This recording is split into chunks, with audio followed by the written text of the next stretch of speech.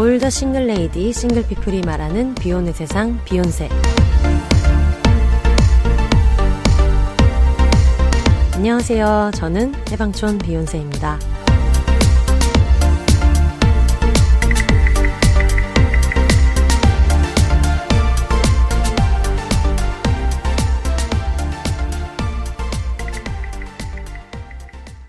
안녕하세요. 해방촌에서 글쓰는 해방촌 비욘세입니다. 비욘입니다.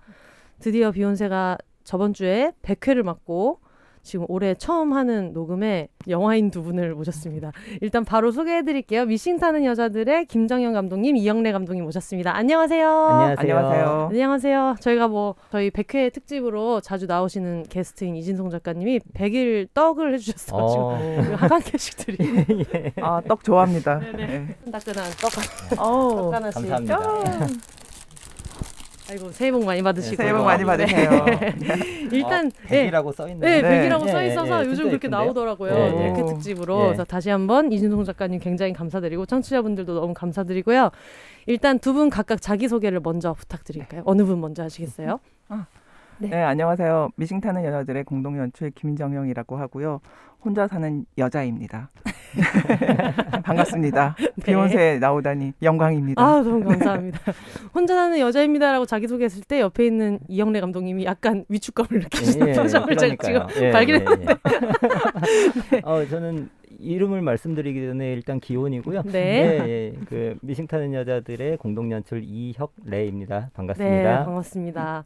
아니 저희가 그 저번 주에 영혼의 노숙자에도 이제 나왔잖아요. 예. 그래서 어떤 이 영화사 마케팅 하는 쪽에서 30대 여성들을 제대로 한번 잡아보겠다. 이런 마음으로 지금 홍보를 굉장히 하고 있지 않나 이런 느낌이 들어서 맨님이랑 이 영화에 대한 소개를 듣고 이제 영화를 보러 가자 했는데 영화 보러 같이 갈래? 연락이 와서 나도 그 영화 볼 건데 해가지고 이제 그때 서로 알게 돼서 저희가 굉장히 반성을 많이 했어요. 이 영화를 보면서 왜요? 우리가 현대사에 굉장히 무지했다. 이런 생각도 많이 했고 둘이 감상이 굉장히 비슷해가지고 청취자분들도 영혼의 노숙자 청취자분들도 그렇고 비욘세 청취자분들도 굉장히 좋아하실 것 같은데 일단 그 두 분의 인연이 굉장히 좀 궁금해요. 어떻게 이 영화를 같이 하시게 됐는지. 원래 이영래 감독님은 제가 이제 아주 옛날 20년 전부터 네. 알았던 저희가 영화제작소 청년이라고 네. 그 단편 영화를 만들고 그랬던 팀이 있어요. 네. 근데 그 팀에서 이제 장혜성 감독의 고추말릭이라는 영화를 네. 저는 프로듀싱을 하고 네. 이영래 감독은 그 촬영을 했었어요. 네. 그때는 비디오 제작자와 분들. 촬영 감독님. 네, 전체 네. 촬영은 아니었고 그게 이제 극영화랑 다큐가 네. 혼합이 되어 있는 형식의 중편 영화였는데 거기서 네. 제가 그 다큐 부분 촬영을 네. 했었죠. 그때 처음 만났어요. 네. 근데 이제 그때 이영래 감독님이 찍은 그 인물 부분 촬영이었거든요. 네. 그러니까 실제 인물. 근데 그게 너무 잘 나왔어요. 그래서 제가 그때 이영래 그러니까 그때는 이제 반말을 했으니까 형래야 너가 찍은 부분 너무 좋다 하니까 너무 겸손하게 네. 조관독이 잘 이끌어줘서 그런 거지 자기가 잘 찍은 거 아니라고 그렇게 얘기를 했었어요. 네. 그런데 이제 그 이후로 이제 계속 형래 감독님은 약간 그걸 잘해요. 편집을. 네. 그래서 편집을 약간이 아니라 아주 잘해요. 그래서 한예종이나 시내 그 미디 액트 이런 데서 편집 강의도 하시고 네. 그리고 원래 극영화 감독 출신이시고 네. 그러니까 단편 영화를 네. 그 형래 감독은 고등학교 때부터 찍어가지고 되게 화제가 되고 했던 네. 그 정도까지는 아니고 근데 그 인연이 되게 오래 진짜 20년 네. 정도 된 인연이고 그래서 그 고추말릭 때 만나서 이제 그 하면서 같이 작업을 해보자 뭐 네. 이를테면 그 감독이랑 PD로 그쵸. 같이 작업을 해보자 하고 몇 네. 번 시도를 했었는데 이게 또 하다가 잘 안 되는 경우들이 많잖아요. 그리고 네. 하다가 잘 안 되면은 뭐 2년 3년이 날아가는 경우도 있고 맞아요. 그러다 네. 보니까 특별히 그 둘이서 뭔가를 같이 한 게 없이 한 20년 정도가 흘러버린 거죠. 20년을 지금 기다린 작품. 그렇게 됐네요. 그런데 이 작품을 하면서 네. 그때 인연들 있잖아요. 네. 그때 둘이서 뭔가를 하려다가 못했던, 예를 들어서 그때 하려다가 못했던 원작자를 네. 게스트로 모시기도 했고요. 어. 그래서 그때 하려다가 못했던 많은 사람들을 네. 이 저희 영화에 또 많이 오. 네, 또 만날 수 있어가지고 되게 다시 재밌었어요. 다들 이제 원기옥을 모으듯이 이제 네. 20년 네. 모은 네. 게 지금 네. 세상에 네. 나온 네. 거다. 네. 네. 그래서 되게 신기했어요. 그때. 근데 제가 듣기로는 원래는 김정현 감독님이 서울시에서 그 구술생애사를 하면서 봉제하셨던 네네. 분들의 얘기를 이제 처음엔 아카이빙 작업에서 이제 영화로 넘어오면서 나중에 합류를 하신 걸로 들었어요. 이영애 네. 감독님이. 아카이빙 작업을 네. 2018년도 1월 달에, 그러니까 12월에 준비를 해서 1월 달에 끝 맞춰서 네. 납품을 끝냈고요. 네네네. 근데 아카이빙 작업을 서울시내 이제 32명의 노동자들을 만나면서 그 청계피복 네. 출신들 노동자이신 그 박태숙 선생님하고 네. 이스키 선생님, 신소연 선생님을, 신소연 선생님은 제가 직접 의뢰해서 만났고요. 네. 이렇게 만나면서 그때부터 이분들을 중심으로 다큐멘터리를 제작해야겠다라고 네. 생각을 해서 제목도 그냥 그때 딱 미신 타는 정해놓고. 여자들이라는 제목까지 또- 김정현 감독이 미리 지어놓고 예, 네. 시작을 그래서 했던 거예요. 작업을 진행을 하고 있었죠. 네. 작업을 진행을 하고 계셨고 그러다가 이제 저는 2019년 중반 정도에 네. 그 합류를 하게 됐어요. 네. 예. 근데 그 사실 처음에는 이 촬영도 네. 많이 되어 있다고 네. 얘기를 하고 그리고 그때 마침 또 제가 그 시간이 비어 있었고 네. 그래서 한 2, 3개월 정도 편집을 네. 하고 그렇게 끝내면은 되겠다라고. 괜찮겠다라고 생각을 대부분의 했죠. 영상 프로젝트가 이제 그런 식으로. 네. 근데 그렇게 되면 안 돼요. 왜냐하면 네. 제가 주인공 세 분은 메인 인터뷰처럼 해놨지만 네. 왜냐하면 그 주인공의 주변에 또 다른 노동자분들을 섭외를 다 해놓은 상태였기 때문에 네. 그분들과 뭔가를 해야 되는 상황에 이제 이영래 감독한테 네. 또 이제 전화해서 이거 같이 해야 돼 이러면서 했는데 마침 오케이를 해줘가지고 네. 그러니까 벌려 나가야 될 시점부터 이제 들어오기 시작한 거죠. 그래서 네. 너무 좋게 된 거죠. 그 기초적인 인터뷰들을 해놓은 거를 이제 그 작업을 해야 네. 되니까 사실 이제 그것만 가지고 끝내려고 생각을 했으니까 네. 그거를 이제 쭉 리뷰를 했죠. 네. 리뷰를 하는데 재밌더라고요. 얘기들이 더 재밌고 살려야 된다. 그리고 또 이 캐릭터들도 정말 좋고 네. 그 제일 많이 들었던 생각은 이분들의 얘기를 좀 더 듣고 싶어진 거예요. 네. 예, 그래서 그래 이분들의 얘기들을 지금 있는 그 기본적인 내용보다 좀 더 풍부하게 더 들을 수 있는 것들을 한두 개 정도 해볼까? 시작은 항상 그렇게 네, 벌리는데. 그러다가 네. 이제 이 상황까지 오게 된 거죠. 네. 그러니까 저도 뭐 분야는 다르지만 저는 이제 방송 작가랑 이제 광고나 이제 방송 프로그램 작업을 하는데 항상 얘기를 할 때 이제 영입을 할 때는 다 돼 있다. 그렇죠. 살짝만 예, 어떻게 예, 만져가지고 약간 너의 어떤 음. 프로페셔널함을 추가하면 이제 완성 단계다라고 했는데 들어오면서 합류를 하다 예. 보면은 아우, 나도 욕심이 생기고 그 네. 이분도 일단 합류했으니까 너의 의견도 한번 말해봐. 요대로 가는 게 좋겠니? 예, 아니면 예. 뭐가 더 들어가면 좋겠니를 하다 보면 이제 대작이 되고 네. 그런 일이 항상 있더라고요. 그러면서 사실 좀 더 영화적으로 된 거죠. 네. 사실은 제가 이제 계속 진행을 했으면 저도 초짜니까 저도 데뷔거든요. 네. 입봉인 거예요. 네, 보니까 제작을 굉장히 예. 많이 네, 하셨고 그러니까 저는 네. 프로듀서를 많이 했지 네. 연출은 처음인데 물론 이영래 감독은 근데 연출 처음이지만 그래도 극영화 연출을 했기 때문에 네. 예전에 그래서 SOS를 쳐서 같이 한 거였는데 내가 혼자 했을 때보다 이영래 감독이랑 같이 한 게 왜냐하면 저는 이 영화가 왜 아카이빙 영상 잡음 납품만 하고 이거를 네. 꼭 영화로 하려고 했냐면 큰 극장에서 이 사람들의 표정과 목소리를 사람들이 다 맞아요. 보고 같이 호흡하면서 이분들의 이야기에 감화를 받게 네. 영화라는 매체로 꼭 네. 하고 싶었거든요. 근데 영화라는 매체는 되게 흡입력도 좋잖아요. 네. 사람들이 그리고 확산도 잘 되고 네. 그렇게 많이 알려져야 될 거라고 생각을 네. 했기 때문에 이영래 감독이 와서 훨씬 쉽고 재미있게 만들어진 거죠. 네. 그래서 저는 어제 사실은 우리 또 시사를 했는데 네. 사실 우리가 영화를 만들면서 되게 후반 작업 갈수록 저희가 독립 다큐니까 돈이 없잖아요. 네.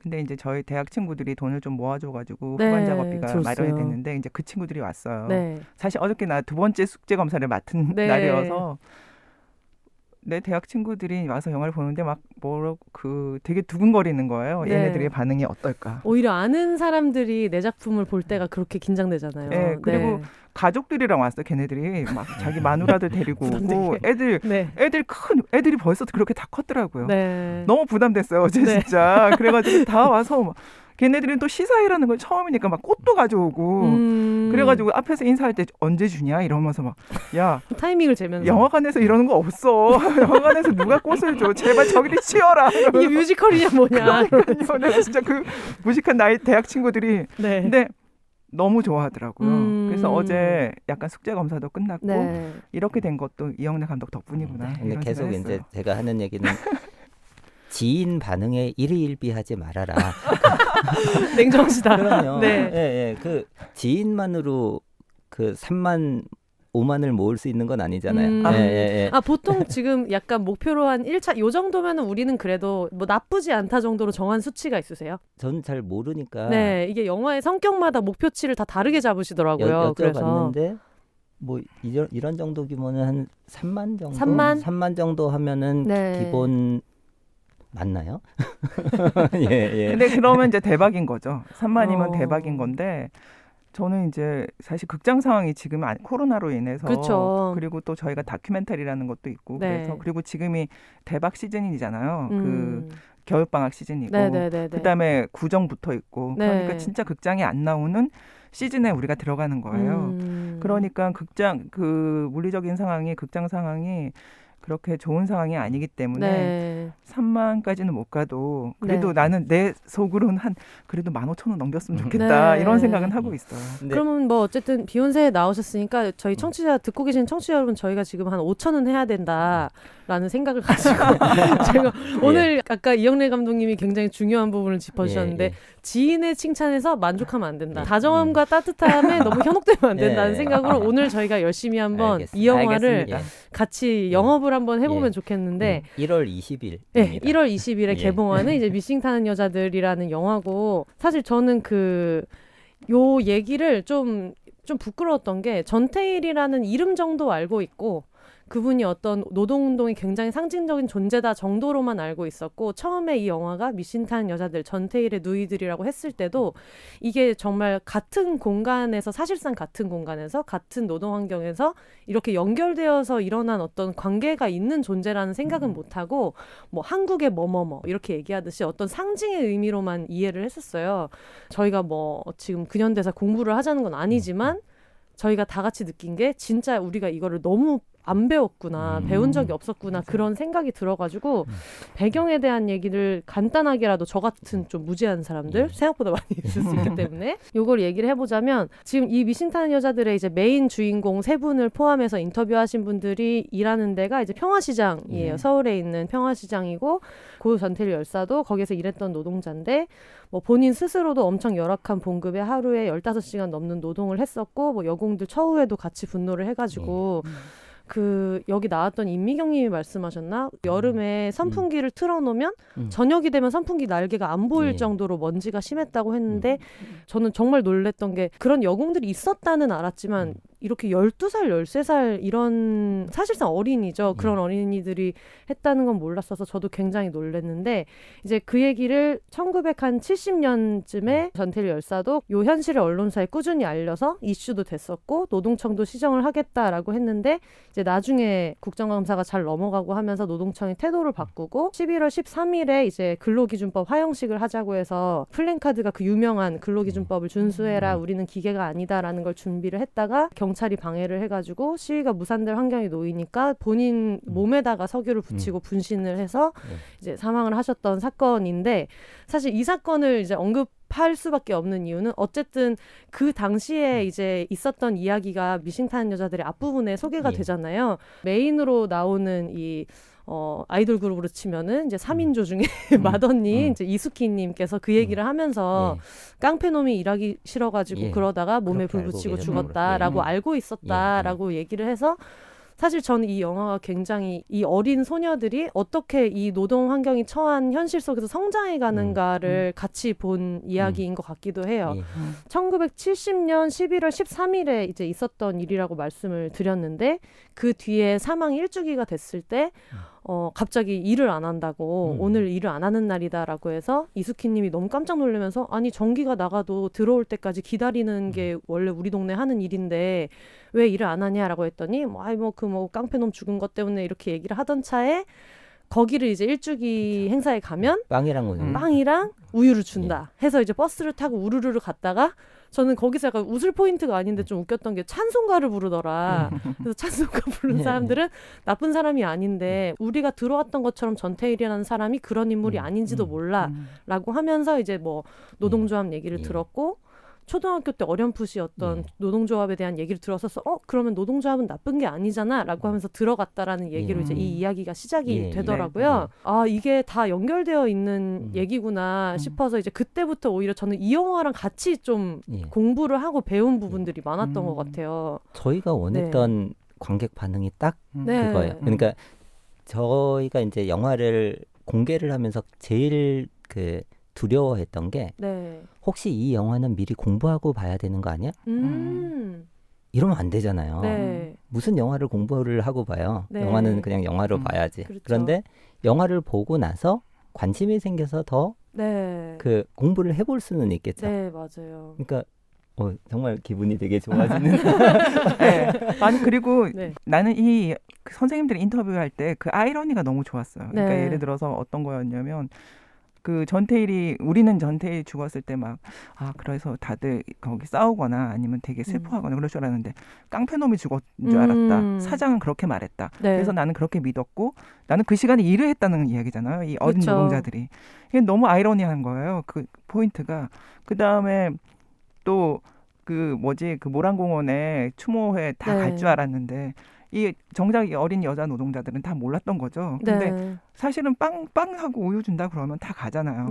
근데 본의 아니게 그렇게 갔다가 거기서 또 느낀 거잖아요. 그러니까 그런 식의 이야기들이 접근하기가 너무 좋은 거예요. 그 일반인들이. 그러니까 저도 일반인의 관점에서 딱 들어보면 이분들은 실제 그 시대를 살았던 실제 인물이기 때문에 그 파급력이 너무 좋은 거예요. 이분들 입에서 이 말이 아이러니한 이 말 표현들이 딱 나올 때 나는 그때부터 뭐 갔습니다. 이러면 전혀 사람들은 그거 귀담아 듣지를 않거든요.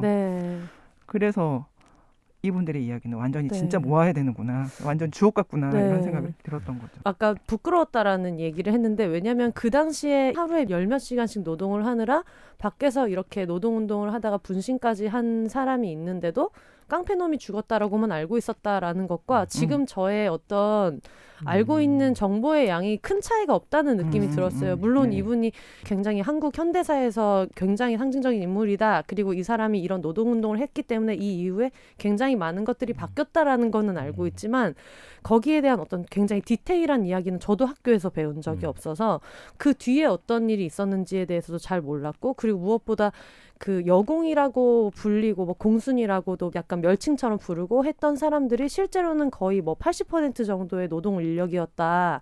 그리고 그 나이가 이렇게까지 어렸다는 것도 구체적인 것도 이번에 좀 처음 알게 돼가지고 저는 처음으로 맞닥뜨려서 이분들의 육성을 들었잖아요. 근데 진짜 카메라를 항상 전태일한테만 이렇게 가 있었잖아요. 전태일과 노조를 만드는. 근데 카메라를 뒤로 돌리고 싶었어요. 여기 앉아있는 많은 이름 없는 어린 여공들 카메라를 딱 뒤로 돌려서 이분들한테 하나하나 마이크를 줘서 그런 말이 있잖아요.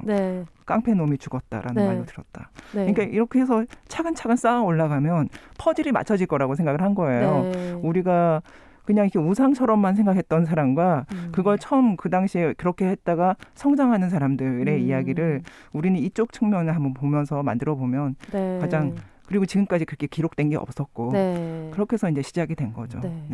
그래서 이 영화가 아까 말씀드렸던 거의 이제 맏언니에 해당하는 거의 어떤 아이돌 그룹으로 친다면 리더에 해당하는 이제 이수키님이 계시고 이제 가운데 굉장히 강이 나는 캐릭터 욕도 굉장히 찰지게 하시는 신순애님이 계시고 그리고 누가 봐도 너무 막내인 하지만 요즘에 아이돌판에서 이런 얘기를 많이 하거든요. 막내 온탑. 거의 어떤 깡다구나 이런 걸로 네네. 봤을 때는 리더 언니도 휘어잡을 최고죠. 것 같은 네. 멋있는 막내들이 있는데 그 임미경님을 보면서 요 세 분의 조합을 보면서 아 이렇게 세 명이 뭉쳤을 때 감독님들 얼마나 쾌재를 불렀을 것인가. 네, 네. 이걸 기획사에서 조직하려고 해도 그쵸. 이렇게 캐릭터를 네. 잡기가 굉장히 어려운데 네, 맞아요. 네, 기분이 굉장히 좋으셨을 것 같다는 생각이 들었는데 연출하는 입장에서 어떠셨어요? 근데 사실 네. 그 멤버 3명으로 아이돌 그룹을 만들어준 거는 네. 그 70년대 유신 정권이 그렇게 만들어준 그렇죠. 거거든요. 그렇죠. 그러니까 저희 영화에서 중요하게 다루는 네. 그 사건으로 인해서 5명이 구속이 되는데 네. 남자분 2분이 네. 구속이 되고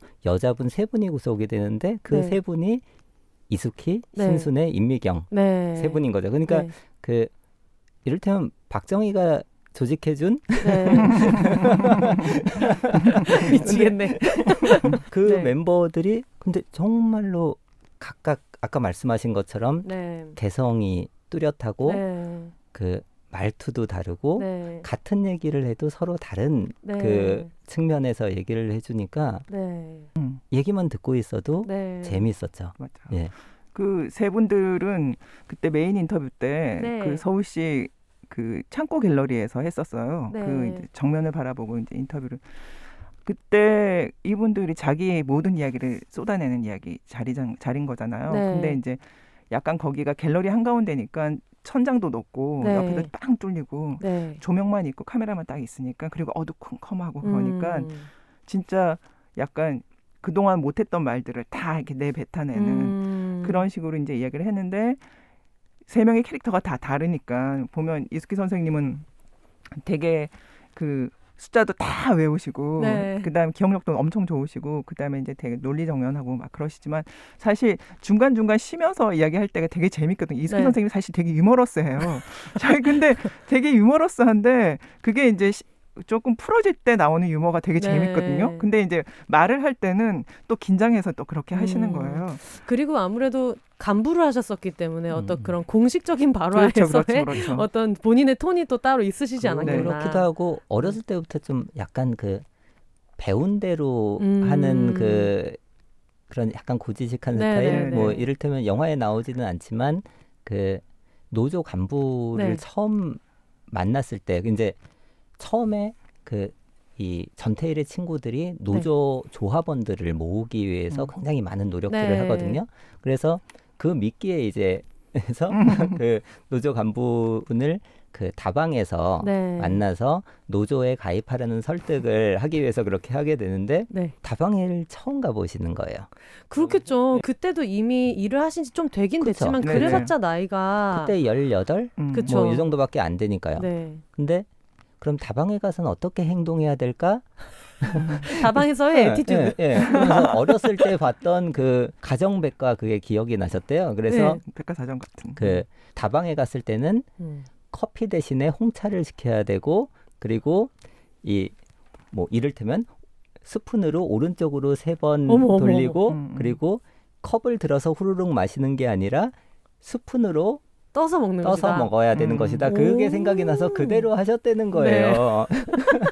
그러니까 거기 가서 무슨 얘기를 하느냐 이것보다 네. 그때 배웠던 거 네. 그걸 이렇게 하는 것 그걸 더 이제 중요하게 생각해서 그걸 고지식하게 따르시는 부분이 있어서 네. 그러니까 아까 유머라고 그 김정현 감독이 말씀을 하셨는데 그게 이제 어떤 본인의 그 유머 감각에서 나오는 유머라기보다는 너무 그러니까 웃긴 거예요. 하여튼 한마디로 평상시에는 되게 재밌어요. 그래서 네. 옆에서 딱 지켜보면 그런데 이제 그게 아까 이런 식의 행동 때문에 웃긴다고 생각을 네. 한 것 같아요. 저는 그래가지고 그랬고 신순애 선생님은 말을 되게 찰지게 재밌게 잘하세요. 네. 우리 영화 속에서 그 희대 그 랩하는 라임 봤죠? 네. 분노, 모멸감, 그다음에 비굴함 이걸 라임을 착착 맞추면서 이야기를 하시잖아요. 그리고 그 쌍년아 하실 때 네. 앞에 네. 뭐가 발사되는 것 그쵸. 같아요. 그래서 제가 제일 좋아하는 포인트고 셋 중에 저의 최애가 이제 신순애 선생님. 신순애 선생님은 말할 때도 아주 그냥 딱딱 떨어지게 말을 네. 하지만 이분은 책을 쓰신 분이잖아요. 그쵸. 그러니까 책을 쓰신 분이기 때문에 맨 처음에 이제 집에 찾아가서 그 영화 속에 나오십사 부탁드리고 그랬을 때 자기는 책을 한번 썼기 때문에 네, 그 13살 영웅의 삶이라는 네, 13살 책이죠. 네, 그 책을 썼기 때문에 이 영화를 자기는 안 하겠다. 도와주기만 하지. 네. 왜냐하면 다른 분들 이름 없이 그리고 지금까지 그 말하지 않았던 많은 사람들을 찾아내서 하는 게 좋지. 네. 자기는 그냥 도와주는 입장에서. 근데 구구 사건의 한 인물이기 때문에 네, 너무 중요한 네, 인물이야. 그래서 빼면 안 돼요. 그래서 무조건 해야 된다. 그러니까 네. 나중에는 그냥 끝까지 나오시더라고요. 네, 네, 그리고 네. 제일 잘 열심히 해주시고 네. 제일 잘하시고 그랬고 뭐 임미경 선생님은 제일 나중에 이제 섭외가 된 거예요. 왜냐하면 네. 임미경 선생님은 다른 일을 하고 계셨는데 네. 딱 만났는데 그런 거 있잖아요. 옛날 편지. 네. 맨 처음에 옛날 편지 몇 개를 들고 오셨어요. 네. 그래서 자기가 이런 거를 다 가지고 있다고 옛날 편지. 그래가지고 또 봤는데 옛날 편지랑 공소장이랑 이런 걸 다 가지고 계시더라고요. 네. 그게 굉장히 놀라웠던 게 이 이야기를 자식들한테나 주변 사람들한테 잘 안 했다고 하셨는데 그걸 공소장까지 전부 다 가지고 있으셨던 걸 보면서 어떻게 보면 정말 이런 영화를 기다리셨던 게 아닌가 싶은 생각이 들 정도로. 이야기를 너무 하고 싶어 하셨고 임미경 선생님이 인터뷰하실 때는 거의 접신의 분위기였어요. 그러니까 불타는 것처럼 모든 이야기를 다 쏟아내고 계속 우시고 그다음에 스태프들 그냥 일일 촬영 저희가 섭외하면서 했던 거였는데 아무 내용 없이 그냥 그분 이야기를 들으면서 다 같이 우는. 그래서 임미경 선생님 때는 정말 다 놀랬죠. 그리고 그만큼 억울했던 거예요. 그렇죠. 그래서 임미경 선생님은 얼마나 억울했냐면 나중에 방통대 법학과 가셨어요. 결국 진짜 그 판사의 눈빛 이야기 계속했잖아요. 쳐넣어야 되는데. 네, 대단하신 분이에요. 방통대 법학과에 들어가서 과대표 하시고 거기 또 일 잘 못하니까 휘잡아가지고 그거 다 걷어내고 그 장난이 아니라니까요. 그 에너지와 그 조직화 능력의 그 옛날에 청계피부에서 받은 걸로 인해서 그래가지고 선생님 인터뷰 할 때마다 그 생각을 하는 거예요. 방통대 가서 법학과를 휘어잡은 우리 이 임미경 선생님 대단하다 옛날부터 이렇게 하면서 봤죠. 근데 정말 어릴 때였는데 임미경 선생님은 심지어 얘기를 들어보니까 집이 찢어지게 가난한 것도 아니었는데도 그래도 뭐 딸들을 누가 중학교를 보내냐 해가지고 이제 데리고 왔다고 했는데 그때 나이가 뭐 13살, 뭐 14살 막 이래서 그 이야기를 할 때 항상 임미경 님이 말씀하실 때 좀 눈물이 났던 게 뭐냐면은 어느 순간에 이야기를 할 때 갑자기 그 어릴 때 표정으로 이렇게 확 가시는 게 있더라고요. 느껴지시는구나. 저희도 그렇게 느꼈거든요. 어느 순간 회상을 할 때 항상 그리고 제일 서러운 에피소드는 웃으면서 얘기를 하시는 거예요. 눈에서는 눈물이 나는데 특히 그 뭐 갑자기 얘기가 점프되기는 하지만 구구 사건 이후에 그 구치소에서 판사한테 재판을 받을 때 나는 판사님이 되게 높은 사람인 줄 알았어서 내가 뭐 무슨 북한에 뭐 지령을 받았네 이런 얘기를 할 때 그거를 풀어줄 수 있다고 생각했어요 하면서 그 얘기를 웃으면서 얘기하시는데 그 순간에는 갑자기 확 어린애가 돼서 저 어른이 풀어줄 거라고 생각했는데 내가 세상을 몰랐구나라고 그걸 인지하면서 세상이 확 무너지는 것 같을 때 오는 그 낙차가 엄청 컸을 거라고 느꼈거든요. 근데 임미경 선생님은 거기서 한 걸음 더 나가요. 그들을 동정해요. 아무것도 해줄 수 있는 게 없나 봐라고 하시고 그래서 그들을 월급쟁이라고 동정하잖아요. 그 어린애가. 나 그때 너무 놀랐어요.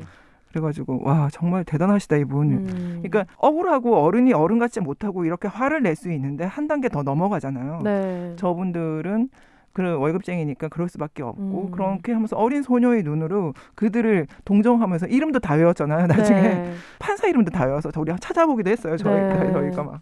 그리고 나중에 뭐 유치장으로 돌아오니까 뭐 거기 간수들도 지금 생각해보면 다 애기다. 그래서 그때부터 괜히 야 임미경 괜찮아? 물어보고 이랬다고. 그걸 보면서 와 정말 그런 얘기를 이렇게 눈은 웃으시는데 뭔가 눈물이 이렇게 떨어져서 항상 눈물 버튼 같이 임미경님께서 얘기를 하실 때마다 너무 많이 코를 먹어서 영화 끝나고 나한테 배가 부른 밥을 안 먹어도 아이고 서울 첫 시사회를 그 청계피복 노동조합에서 활동하셨던 분들 그리고 그 70년대에 또 다른 사업장에서 그 노동운동을 하셨던 여러분들을 모시고 했었는데요.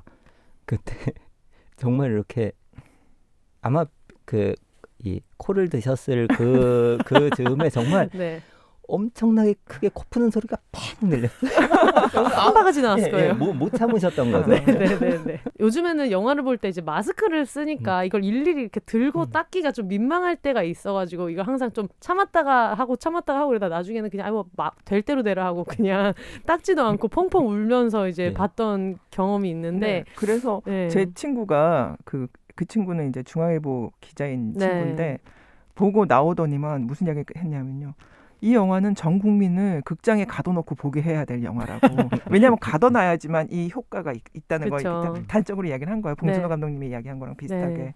꼭 극장에 가둬놔야 된다고. 네. 이 영화를 그리고 다 봐야 된다고. 네. 이 영화 만들 때까지만 해도 이 코로나라는 게 와서 사람들이 극장을 안 찾으리라고는 상상도 담론이 못해서. 변했죠. 네. 그래서 세상이 바뀌었는데 예. 우리는 근데 계속 영화 극장 이러면서. 어찌됐건 감수하고도 네. 사실 볼만한 경험이시잖아요. 네, 맞아요. 예. 극장에서 보시면 확실히 더 네. 다를 거예요. 예. 훨씬 좋. 이 영화는 근데 저는 뭐 나중에 IPTV로도 나오고 뭐 이렇게 되겠지만 꼭 극장에서 봐야 되는 영화라는 생각이 들었던 게 그런 생각을 했어요. 눈으로 보는 팟캐스트 같은 영화다라는 생각을 굉장히 많이 했거든요. 네네. 근데 그게 까만 극장에서 이 인물이 원샷이 확 잡혀서 말하는 것 자체가 이게 굉장히 커다란 행위예술 같은 거다라는 네, 느낌이 맞아요. 엄청 많이 예. 들었어요. 제일 이제 인상 깊었던 게 여기 나온 그 많은 그 당시에 여공으로 불렸던 분들이 목소리로 이제 얘기를 하지 그 당시에 막 자료를 엄청나게 많이 넣는다거나 뭘 재현한다거나 이러지 않잖아요. 근데 저는 오히려 이게 약간 이 영화가 갖고 있는 힘이라는 생각이 들었거든요. 그 당시에는 자기 목소리도 없었고 뭔가 말을 할 수도 없었고 내가 당사자인데 나한테는 증언할 기회를 주지 않았던 사람들이 입으로 이어서 맞아요. 이야기를 하는 게 와. 네, 그거 보면서 뭔가 거기에서 오는 전율이 좀 있었던 것 같아요. 다른 영화와의 차별점이라는 생각이 들어가지고. 저희 스텝 같으세요. 그리고 이거를 빨리 따옴표로 따야 되는데 막 이런 생각했어. 따옴표 따야 되는데 하면서 막. 다시 듣기로 들으시면 예.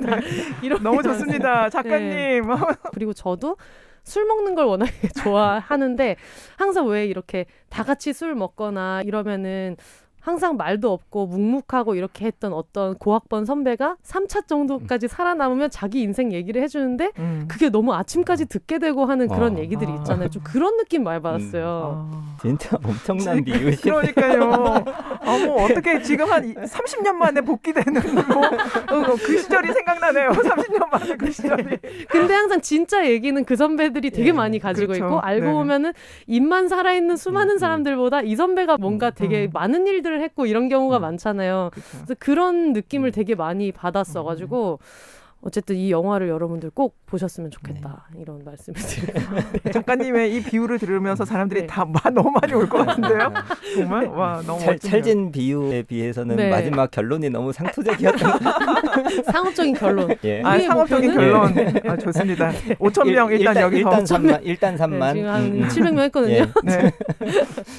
근데 저희가 아까 그 이수키님이 처음에 노동조합에 가입한 이야기 이런 것들을 했는데 이제 그러고 나서 노동교실이라는 게 이제 생기잖아요. 근데 노동교실 이름만 들었을 땐 사람들이 뭔가 어떤 운동권의 뭐를 가르치는 뭐일 것 같다라고도 생각할 수 있지만 거의 교육을 받을 기회가 없었던 이런 직원들한테 아주 최소한의 것들 뭐 통장 만드는 법 뭐 이런 것부터 가르쳐주는 그런 거를 이제 만들어서 거기가 이제 아지트처럼 뭐 과실 겸 뭐 가족 거실 겸 뭐 학원 겸 뭐 이랬던 것 같아요.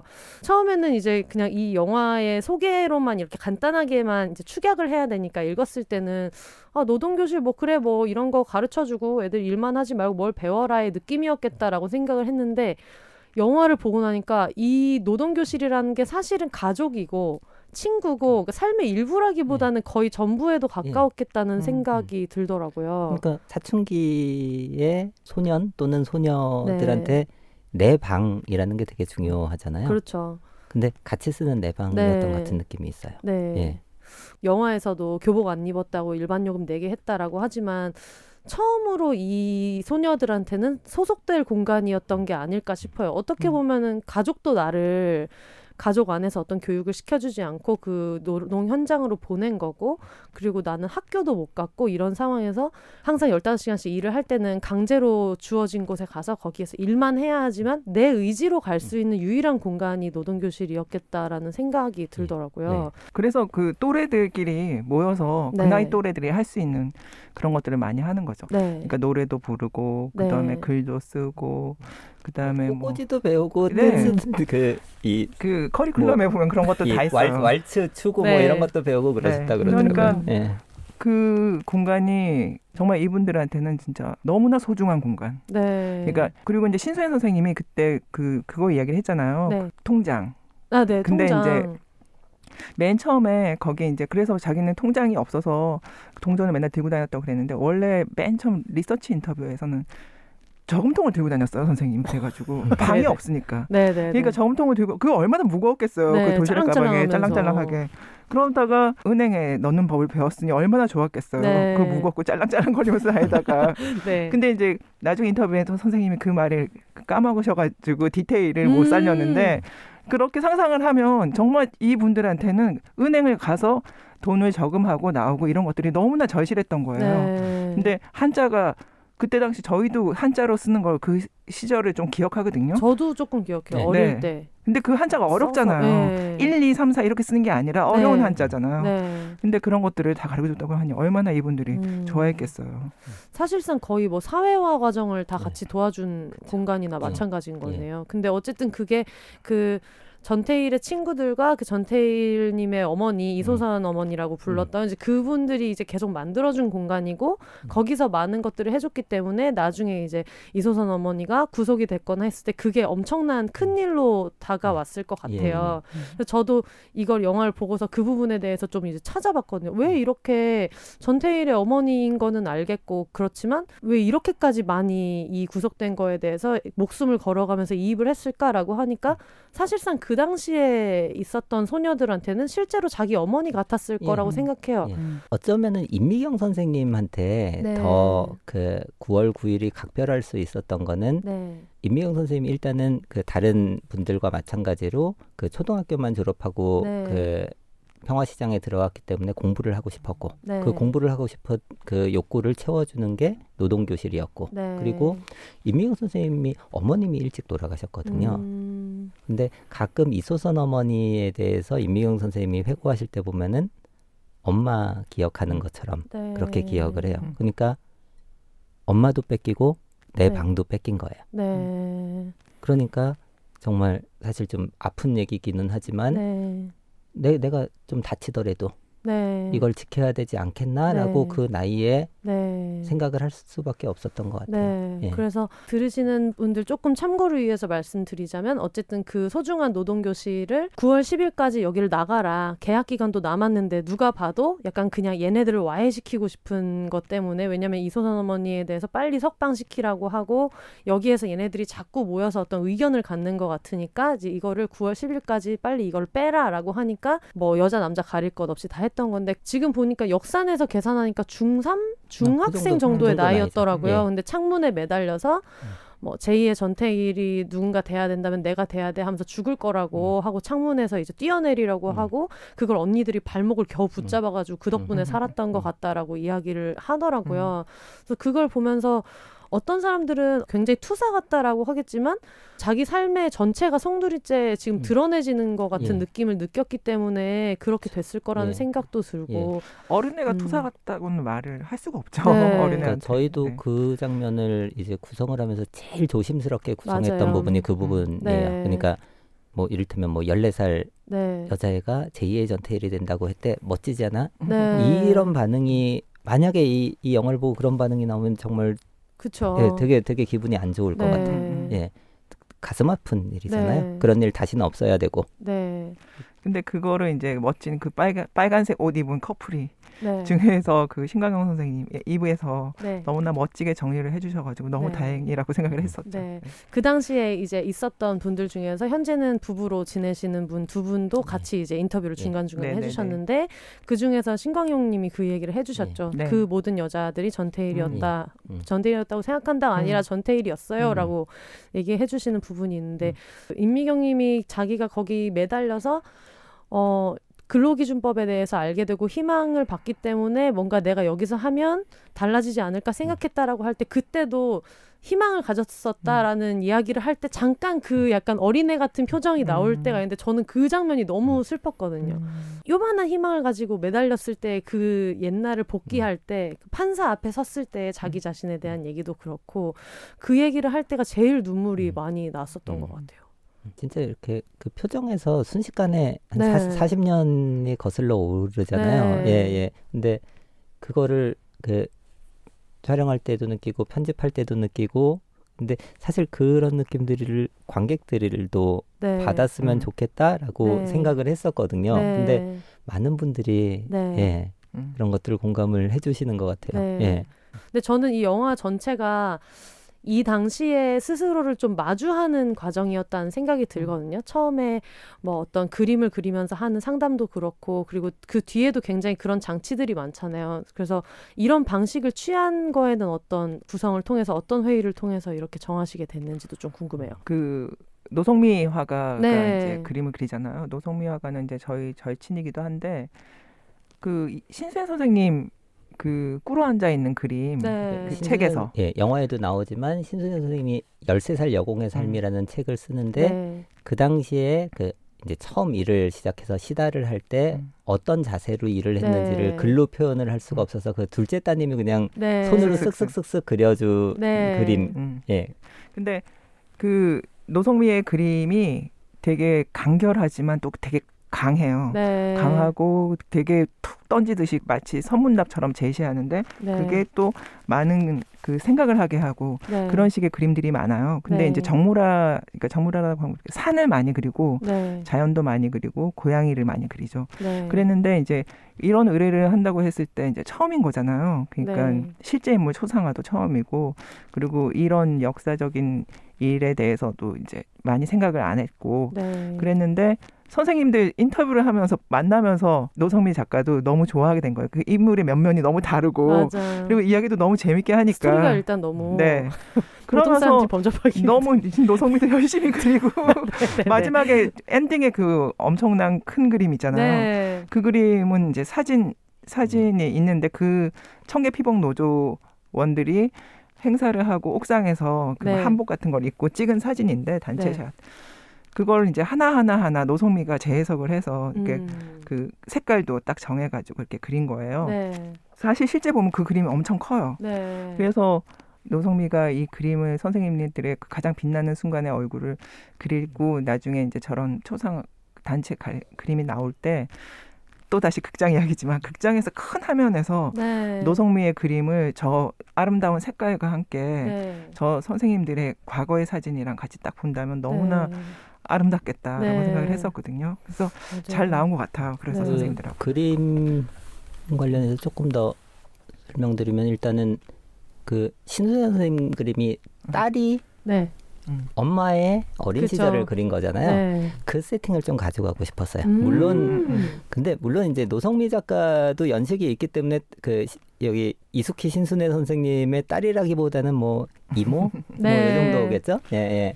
그 세팅을 가져가고 싶었고 그 김정은 감독은 처음 시작할 때부터 네. 그 노성미 작가가 이 작업에 참여를 해줬으면 하고 바랐었을 거예요. 네. 근데 네, 친구여서 예, 못했어요. 차마 그걸 차마. 못했었는데 근데 이영래 감독이 그때 나를 이제- 추동시켜줘서 결국 한 거예요. 근데 만약에 이영래 감독이 나를 추동시키지 않았으면 너무 절친이기 때문에 맞아. 친구 사이 또 이런 거 하면 네. 안 될 것 같아가지고 저는 좀 저하고 있었는데 추동을 시켰는데 그래 해보자 하면서 했는데 그때 이제 그거를 하게 된 게 사실 그것도 임기응변 네. 같은 게 있었어요. 그래요? 제가 이제 처음 이 합류를 했을 때 DMZ 다큐멘터리 영화제에서 네. 그 미싱 타는 여자들 프로젝트가 그동안 이제 김정은 감독이 그 준비해온 것들이 성과를 인정을 받아서 피칭 프로젝트로 선정이 네, 네, 됐었어요. 네. 그래서 여러분들한테 이렇게 소개를 해야 되는 네. 그런 그때 이제 제가 참여를 해서 같이 준비를 하면서 진행을 했었는데 네.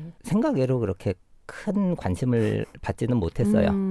근데 그래서 왜 이렇게 관심이 없을까 그러고 있는데 밥을 먹으러 갔는데 네. 그때는 코로나 시절 이전이라서 카페테리아에서 다 같이 네. 밥을 먹고 그랬거든요. 근데 저쪽에 어떤 외국인 여자분이 앉아 계시는데 네. 그분이 캐나다의 핫독스라는 굉장히 유명한 다큐멘터리 영화제가 네. 있는데 거기에 프로그래머신 거예요. 네. 그때 이 DMZ에 오신 분 중에 가장 핫한 분이라고 그러더라고요. 저분 눈에 들어야 된다. 네. 그래서 네. 그래야지 전 세계 다큐멘터리 네. 영화제에 나갈 수 있다. 미리 준비해 놓은 영문 자료 네. 아무도 보지 않았던 그 영문 자료를 그 클리어 파일에 딱 담아가지고 가서 인사를 하고 이러이러한 것들을 이제 만들려고 하는데 네. 한번 당신이 봐줬으면 좋겠다라고 얘기를 했죠. 네. 근데 또 이제 영어가 짧으니까 네. 그래서 막 하다가 이렇게 좀 막히니까 그거를 보고 이제 저희랑 계속 같이 했던 김영덕 PD님이 네. 그분은 이제 영어를 잘 하시거든요. 네. 그분이 같이 합류를 하셔서 제 머릿속에서는 그 봉준호 샤론치처럼 이렇게 얘기를 네, 했는데 입이 되어서. 예. 네. 아니, 대부분은 사실 그 김용덕 PD가 진행을 하셨는데 네. 근데 그때 그분이 네. 바로 앞이라고 해서 그냥 좋게만 얘기하지 않고 그 의미가 있는 기획 같아 보이긴 하지만 네. 제3세계 아동노동에 대한 다큐는 굉장히 많다. 그러니까 이런 다큐들이 좀 뭔가 관심을 끌려면은 다른 요소가 있어야 된다. 네. 그러면서 예를 들면 애니메이션 이런 얘기를 하는 거예요.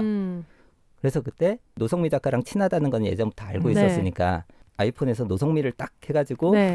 이미지 검색을 해서 안 그래도 우리가 이 사람을 미리 섭외를 해서 사기야, 사기. 이분이 애니메이션을 만들어주기로 했다. 그때는 네. 그냥 애니메이션이라고 그냥 했어요. 그래서 그걸 딱 보여줬는데 진짜 좋아하시는 거예요. 그치, 그림이 이렇게는 아름다우니까. 정말 좋겠다. 예.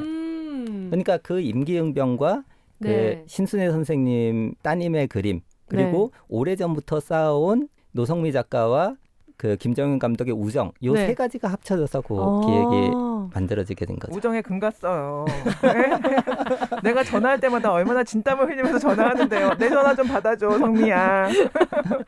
아니 근데 본인도 좀 뿌듯해 하실 것 같기는 좋아해요. 해요. 그 작업 네, 자체가 되게 너무 좋아하고, 의미 예, 있어가지고. 의미 있는 작업이어서 좋아하고. 네. 근데 그 인터뷰가 저는 엄청 좋았던 게 전혀 이제 엄청 친하지도 않았던 타인한테 본인이 어떤 사람인지, 그러니까 어떤 일이 있었는지에 대한 얘기는 카메라에다 대고 하지만 어떤 색깔을 좋아하세요? 뭐 어떤 성격이세요? 막 이런 이야기들을 먼저 하는 장면으로 시작이 되잖아요.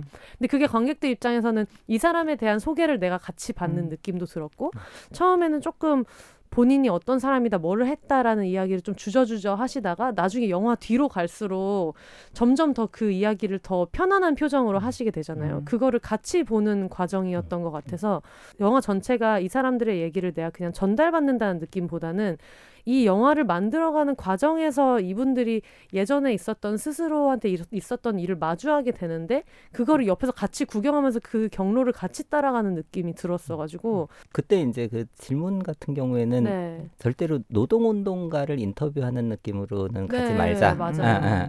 그래서 그러면서 막 그 뜬금없는 질문들을 했으면 좋겠다. 네. 그러면서 이제 김정은 감독이 그럼 무슨 색깔 좋아하세요? 이런 것도 네. 좋을 것 같다. 이런 식으로 얘기를 하면서 했는데 그러면 성격이 드러나니까. 그래서 사실 저희가 준비해준 거는 한 몇 질문밖에 안 했어요. 네. 예, 그런데 노성미 작가가 다 알아서 하더라고요. 그리고 노성미 작가가 워낙 네. 우리나라에서 몇 안 되는 화가이면서 에세이스트잖아요. 네네네. 그 책도 정말 잘 팔리잖아요. 네. 그러니까 그 사람과의 대담이나 이런 것들을 되게 잘 진행을 해요, 보면. 네. 그래서 되게 자연스럽게 우리의 영화의 인트로를 노성미 작가가 정말 잘해주셨죠. 그래서 처음에 초반에 엄청 그 컬러풀하게 시작이 되잖아요. 네. 그 영노자에서도 얘기하셨지만 뭐 오프닝 장면이나 근데 저는 그 오프닝 장면을 보면서 예쁘다 하고 생각을 했다가 중간에 그 임미경님이 너무너무 어린데 잠도 못 자고 그러니까 남산에 가서 잠을 자고 싶다고 해가지고 다 같이 이제 탈출을 했다가 나중에 다시 결국은 이제 돌아오는데 저는 그때 남산에 만약에 가서 탈출에 성공해서 거기서 만약에 잤다면 오프닝 같은 그런 꿈을 꾸지 않았을까 하는 생각이 그럴 들었어요. 수도 있겠네요. 네. 왜냐하면 분명히 옆에 있는 친구들이랑 내가 꿈꾸는 행복한 시간이라고 했을 때 분명히 동료들이 있었을 것 같고 그렇죠. 거기서 그냥 나도 남들처럼 층고 높은 데서 까르르 까르르 웃으면서 남의 옷 안 만들고 내 친구들 거 만들어주고 하면서 그냥 즐겁게 이렇게 하는 꿈을 꾸지 않았을까 하는 생각이 들어서 그 얘기가 나중에 남산 얘기를 들을 때 오프닝이 생각이 나면서 확 슬프더라고요. 네. 작가님 이름이 뭐라고요? 이게 말도 안 되는 아니, 이름을 빨리 외워놔야겠다 이거. 그런 얘기들을 하나하나 수집하실 때 저는 그 생각도 들었어요.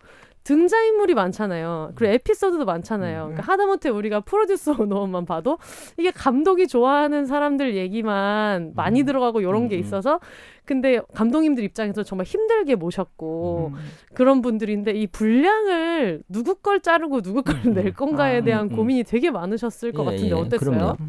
그 분량을 진짜 고민을 많이 하면서 편집을 했는데 그래서 사실은 진짜 세 분이 제일 처음 봤죠. 세 분이 그 2020년 부산국제영화제에서 처음 틀었거든요. 네. 그 뒤에 이제 여러분이 1월 20일에 보시게 될 판본은 조금 더 수정이 된 거지만 네. 그걸 봤을 때 저는 사실 되게 조마조마했었어요. 네. 확실히 그거 있거든요. 누가 더 많이 들어가고 덜 들어가고 그쵸. 그러니까 어쩔 수 아무리 없이. 신경이 쓰이는데 거기에 대해서 아무 말씀도 없으시는 게 이분들이 인격이 훌륭해서이기도 하지만 영화를 볼 때 그분들 눈앞에서 스크린에 있는 영상만 들어오는 게 아니에요. 그분들 눈앞에는 그때부터 지금까지 있었던 그 모든 그 추억들이 다 흘러가거든요. 네. 영화를 정확히 못 보세요. 예. 그래서 지금 한 5번, 6번 정도 보셨는데 매번 보고 나서 네. 달라졌죠. 편집 새로 했죠. 어머. 아예 그래서 아니라고 그래서 아예 또 속이시네. 계속 새로운 게 보이시는 거예요. 그래서 네. 한 이제 10번 정도 보시게 되면 더 이상 못 보게. 그때쯤 되면 이제 정확한 그 본인들의 분량을 파악하실 것 같아서 이제 이 어떤 기쁨과 환희가 지나가고 내 분량. 냉정하게. 그 이후에는 못 보시도록. 네. 근데 이분들을 한 분 한 분 모신 김정현 감독님 입장에서는 더 조금 마음 쓰이는 부분도 있으셨을 것 같아요. 그런데 이제 이야기를 이렇게 끌어가려면 네. 어쩔 수 없었지만 사실은 주인공들 세 분에 대해서는 어차피 네. 구구 사건도 있지만 또 나머지 분들에 있어서는 그냥 사죄를 해야죠. 뭐 어떻게 해야겠어요. 네. 왜냐하면 영화라는 게 약간 노래같이 네. 그 시간 한정된 시간에서 이게 샥 그 그렇죠. 리듬을 타야 되잖아요. 리듬을 네. 타기 위해서는 그렇게 해야 되니까 사실상 미안하긴 했는데 뭐 계속 사죄를 하고 다녀야죠. 그거는. 그리고 뭐 나중에 언젠가 인연이 되면 뭐 다른 식의 이야기로 그분들을 네. 다시 또 만나도 되니까 네. 그렇게 생각을 하고 있어서 그냥 그렇게 생각해요. 이 영화에서는 이제 이렇게 나올 네. 수밖에 없는 상황이었으니까. 그리고 저희가 그때가 급했어요. 부산영화제가 딱 데드라인에 걸려 있어가지고 네. 그때까지 뭔가를 했어야 됐어요. 네. 빨리. 근데 그 며칠씩 밤을 새면서 편집을 하다 보니까 네. 난 편집을 죽을 줄 알았어요. 얘가. 편집을 하고 아니, 이영래 인원수가 감독이. 워낙 많으니까. 네, 네. 그러니까 편집을 하다가 중간에 이제 제대로 됐는지 한번 리뷰를 네. 쭉 하는데 리뷰를 이렇게 딱 하다가 그 아까 말씀하신 그 임미경 선생님의 작은 반항 장면이 나오는 네. 거예요. 그 추석을 며칠 앞두고 우리는 그 남산으로 가기로 했다. 15일 밤일을 그 시작했다. 네. 그러면서 이렇게 하다간 죽을 것 같다 그랬는데 저도 그때 똑같은 상황이었어요. 눈물이 줄줄줄줄줄줄줄 흐르는데 이영래의 작은 반항. 네, 아 근데 우리가 이 작업을 하면서 근데 작은 반항을 맨날 겪었어요. 둘이서. 그리고 맨날 우리는 작은 반항이야 하면서 울면서 이래다니까요. 정말 둘밖에 없으니까 근데 스텝이 아까 없고. 그 꿈 말씀하셨잖아요. 네. 지금 생각해 보니까 저희가 이제 작업하면서 처음 느꼈던 좌절이 그 DMZ 국제영화제 때였거든요. 네, 피칭을 네, 하고 그 상담을 하러 제작사나 배급사가 오기를 기다렸는데 정말 아주 인품이 훌륭한 몇몇 분들 빼놓고는 안 오셨어요. 그래서 너무 답답해가지고 잠시 탈출을 하자. 남산 같은 그런 네, 곳으로 네, 네. 탈출을 하자 했던 곳이 임진각 평화누리공원이었고요. 네. 그게 그 말씀하신 오프닝을 찍은 네. 그 공간이었거든요.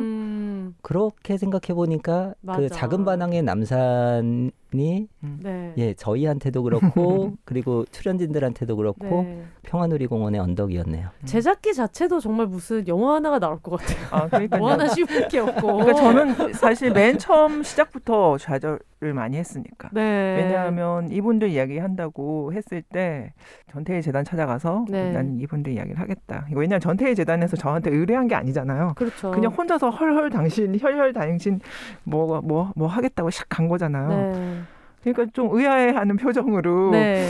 그런데 이제 전태일은 전태일 영화도 있고 네. 그다음에 이제 애니메이션 이제 제작하려고 그때 막 시작하려고 네. 했었고. 테일이 뭐 이런 작품들도 네, 있고. 그때 막 준비하고 계셨을 때였어요. 그리고 그다음에 뭐 전태일의 친구들도 있고 네. 그다음에 이야기할 게 되게 많은데 네. 왜 그 이름 없는 여자 시다들을 다 찾아가지고 하려고 하느냐. 네. 그래서 되게 이제 걱정스러운 눈빛으로 네. 정말 걱정스러운 눈빛으로 이야기를 하시면서 다른 제안도 막 해주시고 저한테 네. 그래서 저는 제목도 벌써 정했습니다. 미싱 타는 여자들입니다. 그러니까 네. 열심히 하세요 이러면서 이렇게 했는데 네. 그러면서 많이 좌절했죠. 왜냐하면 사람들 그때 섭외해서 이 영화를 하고 싶다 만나서 이제 이야기를 하고 그랬을 때 영화 네. 다큐멘터리 출연은 되게 어렵잖아요. 네. 힘들잖아요. 자기 그전에 얘기를 해야 되고. 네, 그전에 이제 서울시 아카이빙 작업에서는 서울시란 이름이 있고 그다음에 그냥 대표성을 띠니까 네. 그냥 편하게 자기가 미싱사로서의 자부심과 이렇게 했던 거 이야기만 하면 되는 거지만 이건 내밀한 자기 이야기를 해야 되는 거니까. 또 그게 어떤 제한 시간 안에 감독이 가진 방향에 의해서 축약된다는 것도 어떤 리스크로 생각하실 수도 그렇죠, 있고. 그렇죠. 그리고 되게 뭐라 그럴까? 자기가 자기 과거에 대해서 시댁 어른들도 전혀 모르고 자식들도 모르고 그다음에 자기 주변의 사람들도 모른다. 지금 일하시는 공간에서. 네. 그래서 나는 다큐에 출연하고 싶지 않다. 네. 그리고 심지어 그 아카이빙 영상에는 참여했던 분이 영화에는 안 나오겠다고 그랬던 분이 그분이 박태숙 선생님이에요. 근데 나중에 나왔죠. 다 결국은. 네네네. 하여튼 그랬답니다. 그런데 이렇게 완성이 됐네요. 네. 근데 영화 초반에도 그렇고 방금 감독님도 주변에 많이 얘기를 안 했다라고 하셨는데 혹시 그런 거 들으셨어요? 영화가 나온 다음에 주변 사람들이나 가족들 피드백이 혹시 있었는지. 너무 좋죠. 네. 특히 이순자 선생님. 네. 이순자 선생님이 바로 그 아까 시댁 어른들이 네. 모르고 그 자식들이랑 말 안 했다라고 했던 분인데 아드님하고 며느님이 시사에 오셨고 네. 그리고 요새 맨날 전화하세요. 네. 맨날 인터넷에서 찾아보신대요. 우리 영화에 관련돼서. 에고서치 하시면서. 네. 네네네. 그리고 이제 이순자 선생님은 수원역 앞에서 네. 조그만 양품점을 하세요. 네. 그러니까 옛날에 이 미신공을 했던 안목과 센스로 네. 옷이랑 양말을 떼와서 거기서 장사를 하는데 제가 이제 우리 그 배급팀들 선물 때문에 양말을 사러 갔어요. 네. 신고 입고라는 양말점인데 어디 있는지 얘기 좀 수원 성균관대역 있잖아요. 성균관대역 신고 입고. 네, 신고 네. 입고 네. 나오자마자 1층 큰 건물 안에 있어요. 네. 손님들이 네. 너무 많은 거예요. 보니까 단골 손님들이 네. 내가 다 들어가서 보니까 그랬는데 이제 싱글벙글하면서 이제 영화에 나오고 난 다음부터는 자기는 이제 계속 그 인터넷이랑 그 영상들 찾아보고 아드님을 모시고 와서 인사를 시켜주는 거예요. 네. 그래서 시사회 곧 할 때 내가 다 그 며느리랑 같이 갈 거라고 이야기해 주시고 그래서 달라졌어요. 그래서 선생님이 자기가 이 영화를 안 찍었으면 어떨 뻔했냐고 생각을 네. 한다. 그리고 이렇게 기록으로 남겨서 그리고 며느리가 어머니가 이런 줄 몰랐는데 네. 너무나 멋있다 어머니 이렇게 네. 해주시고 그러니까 되게 좋아졌고 임미경 선생님 네. 같은 경우에도 따님은 그 광주 여성영화제 할 때 네. 봤고 저희 영화가 바다를 건너간 게 딱 한 번 네. 있었는데 그 런던 한국영화제에서 네. 틀었는데 그때 어떤 분이 런던에 사시던 분이 그 영화를 보신 거예요. 네. 그 영화를 보시고 감상을 되게 인상적으로 잘 남겨주셨어요. 근데 거기 댓글을 봤는데 네. 이제 그분의 지인인 것 같아요. 언니 거기 나오는 제일 어린 분 계시잖아. 그게 누구 엄마래. 그렇게 연결이 되고요. 네. 그리고 아드님도 그 시사회 할 때 보셨는데 그날 이제 시사회가 끝나자마자 지방으로 네. 차를 몰고 가야 되는 일정이 있었대요. 네. 근데 차를 몰고 가면서 엄마한테 전화를 해서 네. 1시간 동안 영화를 본 감상을 얘기를 해주셨대요. 네, 네. 그거를 어머님이 녹음을 하셨다고 그러더라고요. 신순애 선생님 같은 경우는 신순애 선생님 따님이 경찰이에요. 여잔데. 네. 여잔데. 역시. 네, 역시 다르죠. 역시. 네, 뼈대 있는 집안이에요. 네. 따님들이 다 진짜 멋져요. 네. 그다음에 둘째 따님은 그림 그렇게 잘 그리는 것처럼 네. 되게 예인이세요. 네. 그 두 명의 따님과 손녀가 와서 영화를 보러 오셨어요. 네. 그 사돈집까지 다. 그 네. 경찰 진짜 멋져요. 첫째 딸 경찰이신 분. 그 사돈댁까지 같이 다 이제 왔는데 원래는 어쨌든 내가 경찰서에 잡혀갔던 이야기인 그쵸? 거잖아요. 네, 그래서 내가 물어봤어. 네. 어머니 여기 이야기 맨날 경찰 욕하는 이야기인데. 공권력을 굉장히 욕하는 이야기인데. 네, 근데 자기는 그래서 그 이 영화를 보고 이 영화 일단 영화 너무나 좋다고 네. 감사하다고 이야기를 하시면서 자기는 이 영화를 보면서 항상 그런 자기도 그런 그 고민을 많이 한다. 네. 그런 고민을 많이 하는데 엄마의 영화를 보면서도 매 순간순간마다 고민하면서 일을 하게 된다고. 아, 너무 멋지다. 네. 그러면서 그분의 네. 따님도 걸작이에요. 네. 그러니까 손녀. 네. 그래서 손녀도 뭐 우리 할머니 진짜 멋져 이러면서 이야기하시는데 그때 또 되게 뿌듯했어요. 네. 그 자녀분과 손녀까지 3대에 걸쳐서 이야기를 하니까 신순애 선생님이 너무 행복한 표정으로 네. 웃으시더라고요. 사돈까지 있으니까. 그래가지고 근데 그 사돈한테도 자기 영화를 보여주는 게 참 어렵잖아요. 그렇죠. 근데도 그렇게 온 가족이 다 왔어요. 그리고 또 신수 선생 워낙에 캐릭터가 또 강렬하시고 말씀하신 에피소드 자체가 너무 힘든 상황이었으니까 뭐 십며칠 동안 뭐 속옷도 못 갈아입어가지고 구치소 넘어가서 옷을 다 벗으라고 했을 때 한 방에 다 벗었더니 거기 있던 여러 번 들어온 언니들이 넌 별 몇 개냐?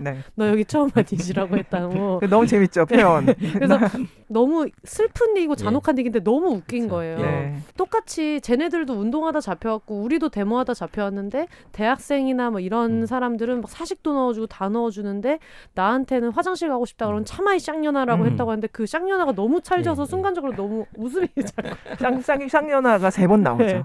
선생님이 그 쌍년아가 2번인가 3번 나오고 네. 그 같은 톤으로 이제 네, 똑같이 그 톤이 너무 강렬하죠. 멋져가지고 네. 사돈분들과 보시기에 굉장히 좋았습니다.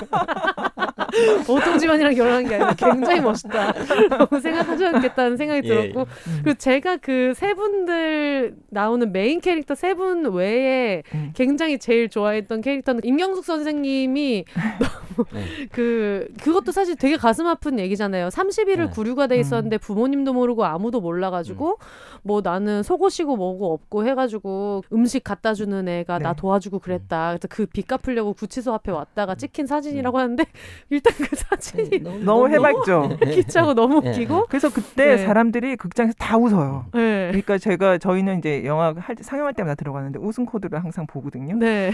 가장 많이 웃는 장면 그 장면인데 그게 너무 아이러니한 장면이어서 좀 가슴 아파요. 그래가지고. 근데 사실 그때 그 장면을 찍을 때 저희도 그때 그 사진인지 그런 사진인지 몰랐어요. 그러니까 임경수 선생님한테 그 이제 촬영을 해야 되니까 개인 사진들을 좀 보내주셨으면 좋겠다 그랬는데 그걸 보내주신 거예요. 근데 설명이 없으니까 근데 그 사진이 너무 이쁜 거예요. 너무 이뻐서 촬영 시작할 때 그 사진을 딱 이 영사를 하고 촬영을 시작했는데 이게 99 때 사진이야? 그러는 거예요. 되게 맑게. 그러면서 그 얘기들을 하는데 깜짝 놀랐죠, 저희도. 아니 미성년자를 30일을 구류를 시켜놓고 그걸 아무한테도 얘기를 안 해줘서 주변 사람들도 몰라서 뭐 편지 한 장이 안 오고 그러면서 마지막 웃음 포인트였던 거는 이 새끼들 다 손해배상 청구할 거니까 뭐든 다 고소하겠다. 손해배상 청구하겠다. 이분들이 다들 해보신 적이 있어가지고 그게 약간 저만의 반복 웃음 포인트 같은 거예요. 임미경님도 무슨 얘기하다가 이 사람들 다 고소해야 되고 뭐 이런 얘기 하셔가지고 아 역시 해본 언니들은 정말 다르다 이런 생각을 하면서 봤었어요.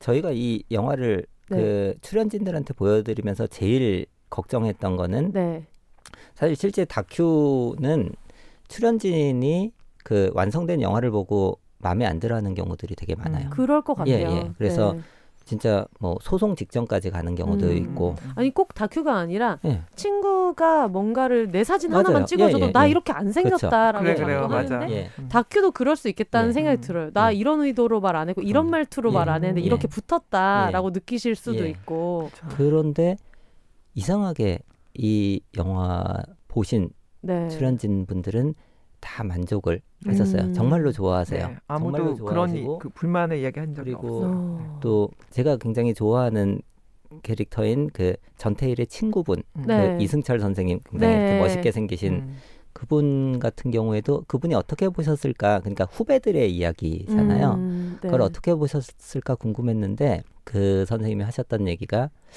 이제 연세가 드셨으니까 책을 하나 써볼까라고 생각을 하셨대요. 그 본인이 그 지금까지 이렇게 그 전태일의 친구로서 겪어온 일에 대해서. 근데 책을 쓰지 말아야 될까라고 생각을 하셨다고 그러더라고요. 내 후배들이 이렇게 물론 옆에 있었지만 이걸 이렇게 들으니까 정말 또 새롭게 느껴지신 거예요. 그래서 내가 정말 이렇게 책을 쓸 자격이 있나 이런 생각까지 하셨다고. 또 다른 당사자들이 아직도 여기 이렇게 많이 있으니까. 그래서 사실 자격은 차고도 넘치시는 분이 그런 말씀까지 하시니까 기분은 좋았죠.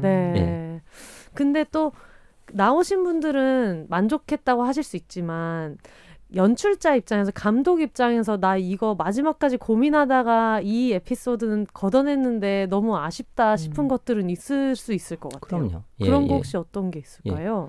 저는 우리 영화에서 그 낭독이 한 번 나오잖아요. 네. 그 작은 반항 한 번 네. 나오는데 다른 낭독을 촬영을 한 것들이 있거든요. 네. 예, 신순애 선생님이 그 쓴 글을 네. 신순애 선생님도 노조 안에서 결혼을 하신 네네네. 분이거든요. 그래서 신순애 선생님의 남편분이 읽어주는 장면이 있어요. 근데 정말 담담하게 읽다가 네. 어느 순간에 딱 멈추세요. 멈추시더니 오열을 막 하는 거예요. 근데 그 장면은 마지막까지 고민을 했었어요. 근데 사실은 낭독이 하나가 들어가 있고 그리고 그 내용을 그리고 그 감정을 충분히 전달을 하려면은 네. 어느 정도 흐름이 들어가야 되잖아요. 네. 근데 그걸 넣을 자리는 없어서 네. 못 넣는다 하고 미리부터 결정을 하기는 했지만 끝까지 고민했어요. 그게 어떤 내용의 글이었어요? 제목이 네. 강산이 변한다던 10년에 네. 우리는 무엇이 변하였는가라는 네. 건데 중요한 포인트를 먹는 거로 했거든요. 그러니까 10년 전에도 제과점 앞을 지나갈 때 네. 내가 이렇게 밤 늦게까지 일을 하면서도 제과점 빵 하나를 살 돈이 없었는데 10년이 지난 지금도 내 상황은 똑같다. 그러면서 그런 표현이 나와요. 정확한 표현인지는 기억이 안 나는데 네. 이룰 수 없는 꿈들이 너무 많았다. 그때도 정말 글을 잘 쓰셨어요. 네. 지금도 말씀 잘 하시고 그러지만 네. 예. 저는 박연준 선생님. 네. 박연준 선생님도 똑같이 낭독인데요. 네. 박연준 선생님은 지금도 미싱을 타세요. 네. 근데 이제 미싱을 타시는 것 때문에 그 우리 시사를 잘 못 오세요. 지금도 그러고 이제 제가 이제 그 섭외를 갔을 때도 그 선생님 집에 갔었잖아요. 네. 근데 이제 저는 이제 처음 섭외니까 뭐 홍삼 드링크 같은 걸 사가지고 네. 갔는데 딱 들어가자마자 손자들이 네. 막 뛰쳐나오는 거예요. 네. 할머니 지인이 오니까. 그래서 내가 속으로 케이크 같은 걸 사올 걸 그냥 괜히 이런 걸 애들 먹을 사왔다. 걸 예. 사올 걸. 그러니까 그런 정도로 미싱도 타시고 집에서는 손자 손녀들을 돌보시기도 네. 하고 가정 경제를 일조를 하면서도 또 집에서도 이렇게 일을 하니까 아직도 고단하시다고 네. 생각을 하지만 항상 밝으세요. 곱창 막 맨날 좋아하시고 네. 나랑 소주 먹고 막 그랬는데 그분의 글을 아카이빙에 찾아서 읽었을 때 좀 충격을 받았어요. 네. 그러니까 그분도 이제 마찬가지로 다들 그러니까 신수혜 선생님처럼 되게 어렵게 있다가 노조를 알게 돼서 노동교실에 네. 나오게 되고 그랬던 과정인데 그 어려운 환경 묘사를 너무 글을 잘 쓰신 거예요. 그래가지고 근데 이제 그러기에는 이게 이제 너무 세서 그 글이 너무 센 거예요, 사실은. 어떤 쪽으로 셌어요? 자기 가족의 이야기가 나오기 때문에 네, 가족의 이야기가 나와서 그런 부분이 조금 걸리긴 했지만 네. 그래도 저는 그 선생님은 그 글을 되게 좋아하거든요. 네.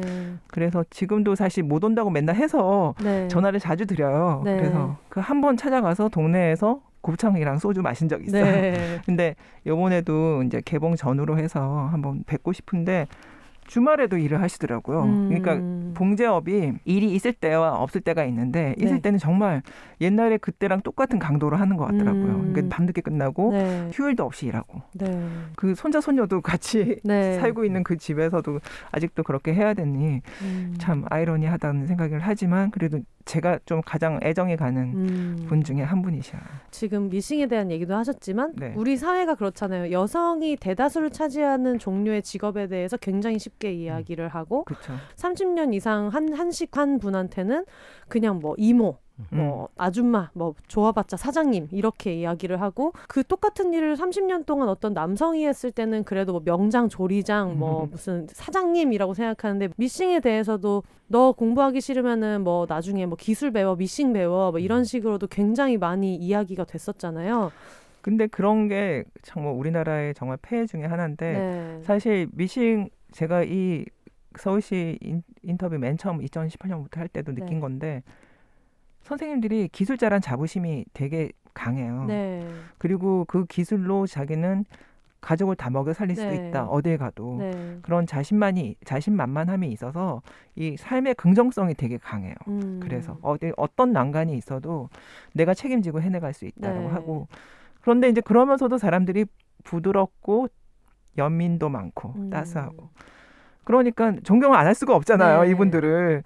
그러니까 사실은 산업화 시대에 우리나라 봉제업으로 가장 많은 경제 성장을 이뤄낸 게 바로 그 봉제업인데도 불구하고 이분들은 그 공순이 이런 식의 멸칭으로 자기의 과거를 이야기하지 못하게 사회상으로 그렇게 됐었는데도 불구하고 지금은 다 너무나 열심히 사세요. 그리고 검정고시는 기본이고요. 나보다 학력이 좋아요. 다 대학원도 나오셨어요. 우리 선생님들 세 분은. 그러니까 정말 존경을 안 할래 안 할 수가 없고 이 영화를 찍으면서 오히려 제가 용기를 받았어요. 그분들을 찍으면서. 정말 이 영화는 제가 만든 사람이어서 그렇지 않지만 많이 보면 용기를 얻어요. 진짜. 근데 정말 여기저기에 다른 분야에 굉장히 많은 미신 타는 여자들이 실제로 있다고 생각해요. 그리고 저도 얼마 전에 그 친구가 보여줘가지고 해녀 합창단 영상을 한번 본 적이 있는데 거기 이제 해녀분들이 마치 이 영화의 엔딩처럼 나는 해녀다. 나는 바다다라고 하면서 노래 부르시는 장면이 있는데 해녀도 굉장히 대표적인 과정을 그걸로도 부양도 많이 하시고 하는 전문직의 어떤 일인데 물론 우리가 가장이라고 했을 때 항상 어떤 남성의 가부장 이렇게만 떠올리지만 제 주변 친구들 보면 굉장히 많은 집이 엄마가 다 먹여 살린 집이 엄청나게 많단 말이에요. 그래서 그런 거에 대해서 좀 넓혀서 생각해 볼 수 있는 영화다 이런 생각도 많이 들었어요. 저희 이 영화 상영 시사회 할 때마다 저희가 놀란 게 그러니까 촬영할 때도 우리 스태프들 중에서도 어머니가 미싱사였다. 아니면 아버지가 그 미싱 관련 일을 하셨다. 우리 스태프들 중에서도 있었고요. 그다음에 영화를 보시고 저희가 이제 게스트로 초대한 뭐 화가님이라든지 뭐 이런 분들도 게스트들도 막 너무나 엉엉 울었다고 그래서 감성이 역시 화가시니까 풍부하신. 사실 우리 어머니도 미싱사였다라고 얘기를 하시고 너무 많더라고요. 저는 저희 엄마는 미싱사를 안 하셨었고 그리고 뭐 중간에 쫄딱 망했지만 이제 그 당시에는 그래도 나쁘지 않게 살았다. 그래서 고등학교를 갈 수 있었다라고 얘기를 하셨는데 그래서 저는 저희 엄마한테는 별로 이렇게 잘 모르는 이야기일 거라고 생각했어요. 그리고 그 당시에 저희 엄마는 충청도 영동에 이제 살고 있었기 때문에 서울 같은 대도시도 아니었고 근데 이 영화 얘기가 나와서 엄마 내가 얼마 전에 이 영화를 봤는데 이런 부분이 굉장히 인상 깊었다 이제 이런 얘기를 하고 있었는데 엄마가 정말 어렸을 때 추석 풍경을 얘기를 하면서 어떤 서울에 있던 언니가 왔는데 피부가 하얗고 원래 우리랑 있을 때는 시커맸었던 언니가 피부가 하얗고 막 이렇게 와가지고 되게 언니 서울 가더니 뭐 말투도 충청도 사투리 많이 안 쓰고 되게 세련돼졌다라고 생각을 했었대요. 근데 알고 보니까 그런 식으로 이제 그 당시에 부르던 시다라고 이제 간 거예요. 초등학교 졸업하자마자. 그때는 이제 충청도니까 거기를 내려가야 되는데 옷이 그렇다고 애기들 옷을 입고 갈 수는 없고 어른스럽게는 입어야 되니까 엄청 낡은 이제 그 어머니 그 당시에 이제 세타라고 일본식으로 스웨터를 입고 이제 가셨는데 그게 얼마나 컸겠어요. 걔한테는 뭐 12살, 13살이니까 그러고 갔다가 그 당시가 추석이었는데 물론 이 영화에서는 추석 시즌이 되면은 뭐 십며칠씩 이제 일을 했다라고 하지만 15일 밤일 하고 아마 추석 전전날쯤에 일이 끝나요. 아마 그러고 내려가셨을 거예요. 워낙에 그런 업체가 많으니까 그 업체들이 관광버스로 얘네들을 이제 충청도까지 이제 보냈는데 사실 그거는 뭔가를 이렇게 베풀었다기보다는 얘네들이 혼자서 뭐 기차를 타고 어디를 타고 해서 다시 돌아오는 것도 너무 큰일이고 내려가서 안 올라와도 큰일이고 그러다 보니까 이제 그렇게 했다는 거예요. 근데 저희 엄마가 기억하는 거는 그때 그 언니를 봤던 기억이랑 며칠 이제 지나고 나서 집에 갈 사람들 가고 이렇게 했는데 그 얘기를 하더래요. 그 한번 지방으로 내려가서 본가에서 부모님을 만나고 이렇게 사람들 만나면 너만한 애를 데려오라고 하나 봐요. 인력이 없으니까. 그래서 데려오라고 해가지고 누구라도 못 데리고 가면은 조금 구박을 받고 이제 그런 거였나 봐요. 그래서 그 얘기를 해도 같이 가자는 사람이 없으니까 이제 그 어머니가 여기저기 집집마다 다니면서 왜냐하면 그렇게라도 가면 우리 딸 옆에 친구라도 같이 있고 이럴 것 같으니까 그렇게 얘기를 했는데 마지막 날 저희 엄마네 집에 와서 그 어머니가 펑펑 우시면서 얘가 안 간다고 가기 싫다고 갑자기 울면서 버티는 애를 등짝을 후드려 패서 보냈다는 거예요. 올 때는 그래도 서울에서 세련된 옷을 입고 왔는데 내복까지 동생 다 벗어주고 동생들이 달라 하고 이러니까 다 벗어주고 안 간다는 애를 얘 아버지도 얘를 막 때리면서 너가 거기 안 가면 비료값은 누가 벌어오냐고 그러면서 그 어린애를 그렇게 보냈다고 해서 그 얘기를 이제 집에 와서 그 집 어머니가 펑펑 우시는 거는 저희 엄마가 이제 그때는 너무 어릴 때니까 이제 어린 마음에 아이고 어떻게 저렇게 우시나 했는데 나중에 이제 알고 보니까 이제 그게 다 그런 거였던 거예요.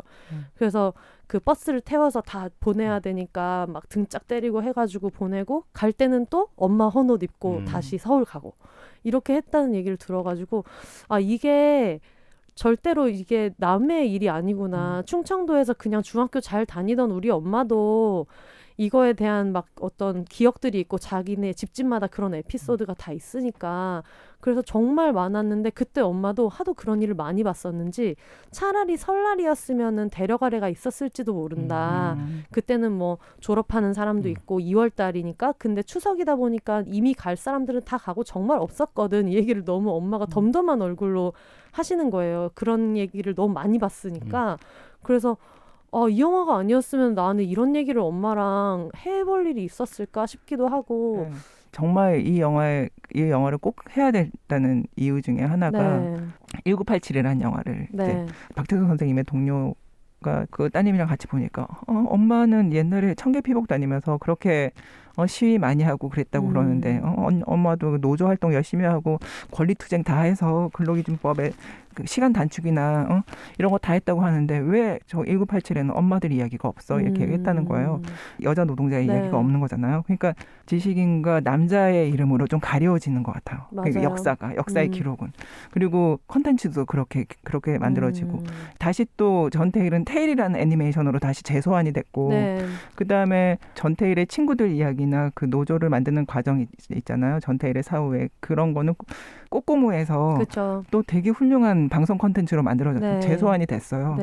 근데 우리가 저랑 이영래 감독이 5년 전부터 이걸 하지 않았으면 여자 이야기는 또 블랭크였어요. 우리가 이제 처음 작품 투박하지만 이분들의 실제 표정과 목소리만 이렇게 모아서 아까 제 친구 말처럼 극장에서 가둬서라도 듣게 했다가 이 이야기들이 좀 회자가 되고 그러면 지금 사실 트윗이나 이런 데 보면 자기 어머니가 미싱사 출신이었다는 이야기도 많고 엄마랑 이 시대 이야기를 많이 하는 거예요. 딸과 엄마가 이야기를 하고 그다음에 트윗은 또 매체가 또 영하기도 하니까 정말 어린 친구들이 미싱 타는 여자들 보고 싶다 막 이런 거를 이제 많이 쓰더라고요. 그래가지고 요새 이제 개봉 전이지만 이제 개봉 때 좀 젊은 친구들, 젊은 친구들이 좀 많이 봐주십사 해서 이제 팟캐스트도 우리가 지금 이렇게 나오게 된 거예요, 사실은. 그게 사실 처음 이 작업을 시작할 때부터 이게 노동의 이야기라기보다 그냥 어떤 10대들 이야기였으면 좋겠다라고 생각을 했었고 근데 그 10대가 과거의 10대의 이야기였고 그래서 이 영화를 일종의 그 타겟 같은 것들을 이 머리에 염두에 두고 작업을 하게 되는데 그때 이제 저희가 잡았던 거는 그거였어요. 20, 30대 여성 관객들이 엄마를 떠올리면서 이 영화를 보고 울었으면 좋겠다. 이렇게 생각을 했었거든요. 그리고 아까 그 작가님 말씀하신 것처럼 이 영화를 보고 딸이랑 엄마랑 좀 대화를 했으면 좋겠다 이런 생각을 했었어요. 그래서 같이 보고 같이 보고 그럼 너무 좋죠. 근데 실제로 그런 얘기들을 많이 하잖아요. 요즘에 또 이제 페미니즘이나 이런 이야기들이 되게 많은데 가끔 그런 얘기가 될 때 너무 답답하고 2021년에 지금 우리나라가 이만큼 성장했는데 왜 여성 인권이 아직 여기밖에 못 왔을까라는 답답함에서 그런 이야기는 할 수 있다고 분명히 생각하지만 근데 또 어떻게 보면 그 당시에 이렇게 있었던 실제 여자들이 있었는데도 그거에 대한 발견도 너무 늦었던 게 아닌가 그런 생각이 정말 많이 들더라고요. 기록이나 이런 거가 안 되고 있었죠. 아니면 되게 이상하게 표현을 하거나. 예전에 저희 아버지랑 얘기하다 그런 적이 있거든요. 제가 뭐 막 촛불 집회에 나가고 막 광우병 집회 나가고 이럴 때 아버지가 그거를 이렇게 보다가 아버지랑 정치 얘기를 잘 안 하지만 그 당시에는 또 막 피 끓을 때라서 열심히 했었어요. 근데 그때 이제 아버지가 그 얘기 하시는 거예요. 너네가 지금 하는 거 더 격하게 우리도 해봤는데 늘 기성세대를 그렇게 아무것도 안 한 세대 취급하는 게 솔직히 섭섭할 때가 있다라고 얘기했었어요. 그래서 그때 생각이 좀 났던 것 같아요. 이렇게까지 뭐 여성의 삶에 이렇게 주목을 못 받은 데에는 여성들 자체가 너무 그렇게 움직이지 않았던 것도 있어라는 이야기도 틀린 말이 아니지만 그렇다고 해서 그동안 그렇게 많이 움직이면서 바꿔왔던 역사에 대해서 스포트라이트를 받을 기회가 없었다는 거에 대한 공감도 안 해서야 되겠나 이런 생각도 굉장히 많이 들고 아까 얘기하셨지만 뭐 전태일에 대한 이야기는 그동안 워낙에 많았고 근데 이게 흥행이 될 거라는 보장도 아직 없고 누군가 건드리지도 않았던 어떤 이런 이야기를 그래도 나는 이걸 해보겠어라고 만들어내신 게 정말 멋지다는 생각이 들었어요. 미친 거죠. 근데 원래 그런 미친 사람들이 세상 바꾸는 거 아니겠어요? 미친 거죠. 제발 전화 좀 받아줘, 친구들아. 그걸 보면서 굉장히 많은 분들이 좀 이런 이야기들을 많이 할 수 있었으면 좋겠다. 그리고 극장에서 보면 너무 멋지게 나오니까 그동안은 약간 나의 치부라고 생각하고 전과자니까 빨간 줄 입었으니까라고 생각했겠지만 극장 안에 이 바이브 모두가 뭔가 울면서 정말 멋지다라고 생각하니까 네. 맞아. 임미경 선생님이 요새 이제 우리 영화 때문에 네. 뉴스에도 나오잖아요. 네. 뉴스에 이제 기자회견 한 게 임미경 선생님 얼굴이 나오니까 네. 임미경 선생님은 그거를 하고 있어요. 데이케어 센터.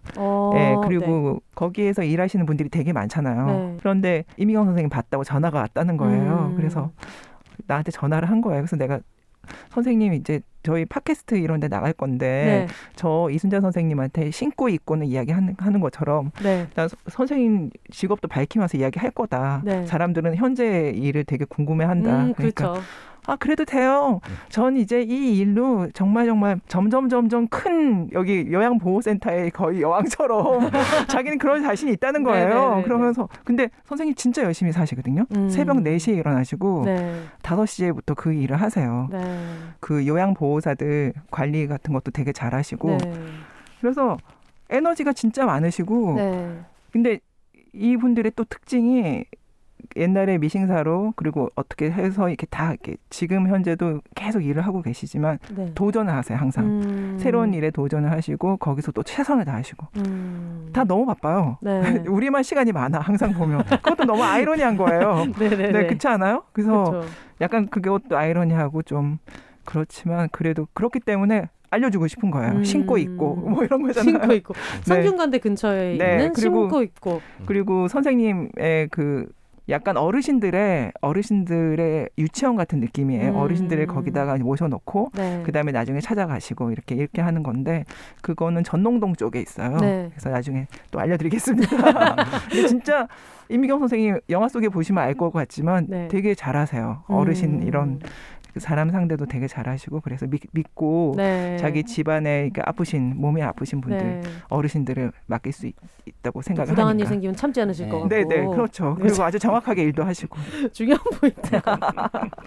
저는 임미경 선생님이 그 사실상 요 안에서는 사람들이 가장 많은 감정을 이입할 것 같아요. 왜냐하면 그 이야기의 시작부터 정말 아무것도 모르고 하고 들어갔다가 그 뒤에 일어나는 이야기를 들으면서 제가 그 한 13살, 14살, 15살 때 내가 뭐 했나 생각을 해보니까 12살 때는 이제 H.O.T 오빠들이 데뷔를 했고 그다음에 6학년 때 이제 행복이 나왔고 그다음 3집은 중학교 1학년 때 열 맞춰 이런 식으로 기억을 하고 있는데 근데 보니까 임미경 선생님이랑 여기 있는 분은 14살 때 뭐 이렇게 들어왔고 그다음에 15살 때 노동교실이 열렸고 그다음에 우리가 뭐 데모를 해서 이거 조그만 어떤 성취를 맛봤고 그런 얘기들이 있더라고요. 그래서 어떤 분들은 이걸 보면서 아유 저때 저 사람들 너무 안 됐다 딱하다 이렇게 뭔가 심파 같은 느낌으로 이 영화를 기대하고 보실 수도 있겠지만 저는 뭔가 전혀 그런 영화는 아닌 것 같고 그냥 저와 다른 시대의 사람이 어떻게 성장했는지를 같이 보여주는 성장 영화이기도 한 것 같아요.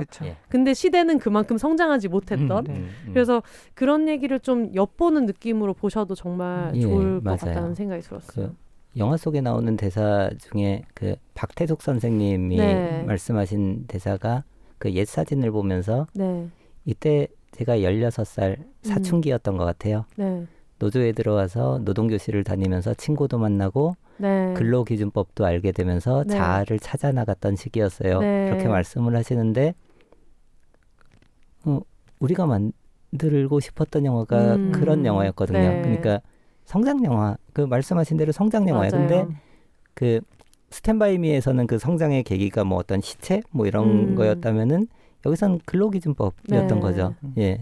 꼭 이게 어떤 1970년대 중후반에 어떤 특정 지역에서 벌어졌던 얘기가 아니라 그냥 어려움을 겪고 이렇게 성장하는 사람들이라면 누구나 보고 공감하고 그 감동할 수 있는 되게 보편적인 이야기들을 우리 그 출연진 선생님들이 만들어 주셔서 예, 같이 저희가 작업을 하면서 느꼈던 감동들 그리고 그 웃음들 그리고 눈물들을 같이 즐기셔도 아깝지 않을 거예요.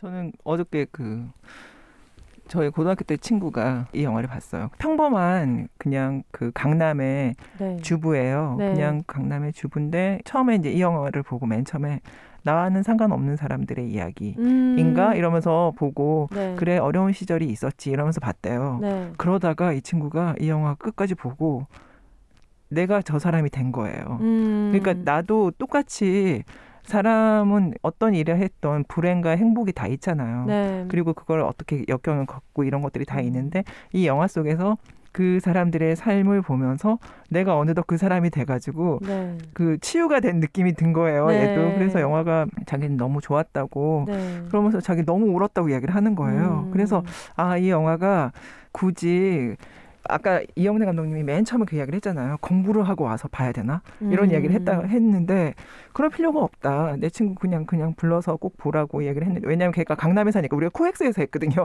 아주 단순한 이유였어요. 저는. 그래서 여기서 봐라. 가까 너랑 이렇게 해서 봤는데 그래도 지루하지 않게 그렇게 나중에는 내가 됐다. 그 사람이. 지인 반응에 일일비하면 안 됩니다. 끝까지 숨이 쌍간인가? 근데 저는 그런 점에서도 그렇게 확장할 수 있다고 생각을 해요. 네. 맞아요. 그리고 여러분들 이 지금 그동안 어떤 여성 노동자의 그 7, 80년대 여성 노동자의 삶을 이렇게까지 조명한 영화가 물론 전에도 있었을 수 있지만 저희가 지금까지 접한 것들이 없었는데 요거에 대한 어떤 거의 아까 미친 짓이었다고 하셨지만 이런 도전을 하셨기 때문에 여기서 성과가 나와야 또 그 다음 영화를 제작할 수 있고 입소문이 나고 이런 게 있기 때문에 특히 여러분 개봉 첫 주에 화력을 보여주셔야지 상영관도 이제 늘려갈 수 있고 1월 20일부터 목금토일은 뭐 미싱을 타면서 달리셔야 되지 않을까요? 그리고 서울에서 개봉할 때 우리 실제 주인공이신 분들이 관객과의 대화에 다 나오세요. 정말요? 그러니까 그때 몰아주시면 저희가 극장이 조금 더 잡히고 지금은 극장이 몇 개 안 되거든요. 근데 그때만이라도 우리가 그때 좌석 얼마 안 되지만 그래도 우리 실제 주인공들이 영화 끝나고 난 다음에 이야기할 수 있는 기회도 다 마련되니까 그때 좀 많이 달려와 주세요. 우리 미싱 타는 여자들을 위해서. 그분들의 토크를 어떻게 영화를 통해서라도 잠깐이나마 봤던 입장에서 라이브로 들으시는 게 또 감동이 있을 거라는 기대가 있기 때문에 그리고 영화를 보고 난 다음에 임미경 선생님을 바로 앞에서 본다고 생각을 해보세요. 죽음이죠. 그러면 톰 크루즈 영화 보고 톰 크루즈 앞에 앉아 있는 그런 거.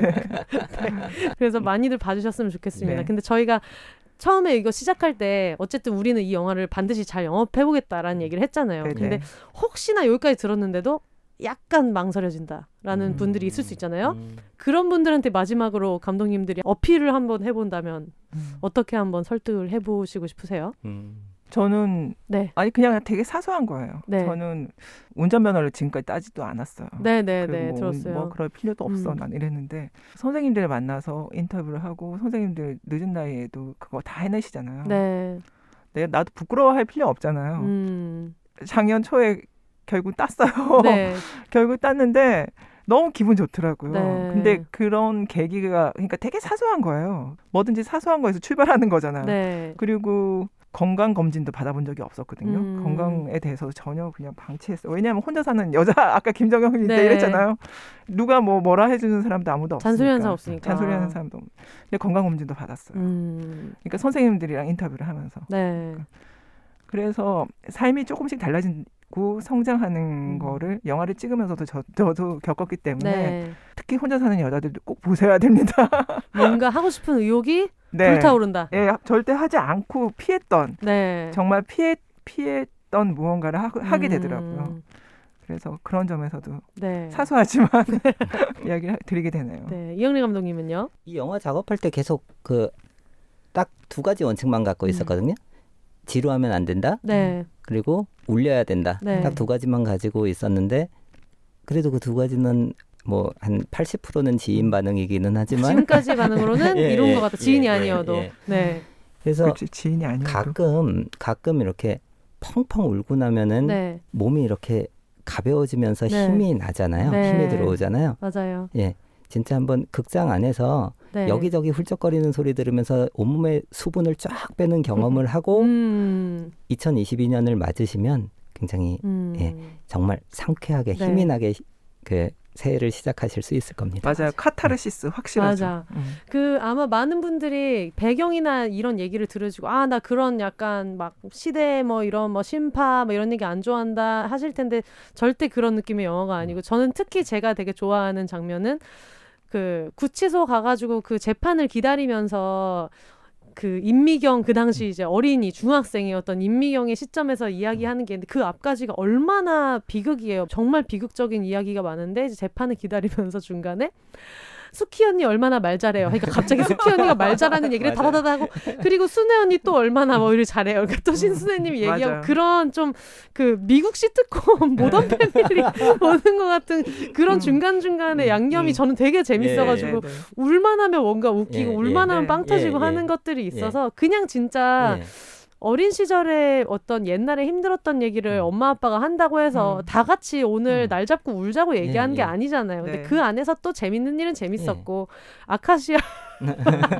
무슨 미스 아카시아 선발대회 한다고 자기네끼리 사진 찍은 건 또 웃기고 이런 것들이 많아가지고 오히려 저는 이게 구정쯤에 이제 개봉을 하잖아요. 굉장히 가족끼리 같이 보기 좋은 영화라는 생각이 들어서 왜냐면 언젠가부터 저는 이제 어제도 제가 뭐 넷플릭스 영화 보고 여러 가지 영화를 보는데 점점 부모님이랑 볼 수 있는 영화가 없어져요. 없어지고 맞아요. 그러는데 이 영화는 얘기하자마자 저희 엄마 아빠도 그거 보러 가자고 얘기를 하셨었거든요. 그러니까 내가 주인공이 되는 영화를 그동안 가져본 적이 없는데 그렇다고 해서 이게 또 그 세대의 어른들만 볼 수 있는 영화는 오히려 더 저는 아니라고 생각을 해서 말씀하신 대로 20, 30대 여성이 아니라 여성이 아닌 남성이 보든 누가 보든 울림이 있는 영화라는 생각이 들기 때문에 여러분 꼭 영화관에 가셔가지고 이제 보시고 여기서 약간 소정의 지식을 탑재하시면 어디 가서 아는 척을 하기도 굉장히 교양 있는 척하기도 굉장히 좋네요. 중요한 거는 공부는 영화 본 다음에. 다음에. 영화 보기 전에 공부하시면 안 됩니다. 요 정도 얘기했으면은 정보 굉장히 많이 들었어요. 근데 말씀하신 게 맞아요. 그 영혼의 노숙자에서도 그 얘기 하셨잖아요. 너무 많은 정보를 넣자고 하기 시작하면 너무 한도 끝도 없고 정말 역사전을 그날이 될 수도 있어요. 그런 방송 많아요. 영화까지 그럴 필요 없어요. 네네네. 영화는 편하게 저분들의 수다를 마치 명절 때 고모들 모여가지고 자기들끼리 수다 듣는 거 이야기 듣는 거 좋잖아요. 그런 느낌으로 보시다가 나중에 카타르시스 펑펑 이런 느낌을 받을 수 있어요. 진짜 온 가족이 와서. 네. 알겠습니다. 저희가 지금 무려 1시간 45분을 얘기를 하다 보니까 너무 이제 한도 끝도 없이 얘기를 하게 되죠. 정신은 맑은데 목소리는 갈라졌네요. 네, 그러네요. 저희 오늘 굉장히 길게 얘기했는데 나와보신 소감 어떠셨는지 궁금해요. 지금 진이 빠지시고. 저는 근데 진은 안 빠졌어요. 너무 재밌어요. 왜냐하면 광민지 작가님이 정리해 주시는 우리 영화의 이야기가 이게 그냥 귀에 쏙쏙 들어오는 표현이라 그냥 하나하나 다 이렇게 따옴표를 하면서 듣고 있었거든요. 그래서 전혀 지루하지 않았습니다. 너무 재밌었고 즐거웠습니다. 감사합니다.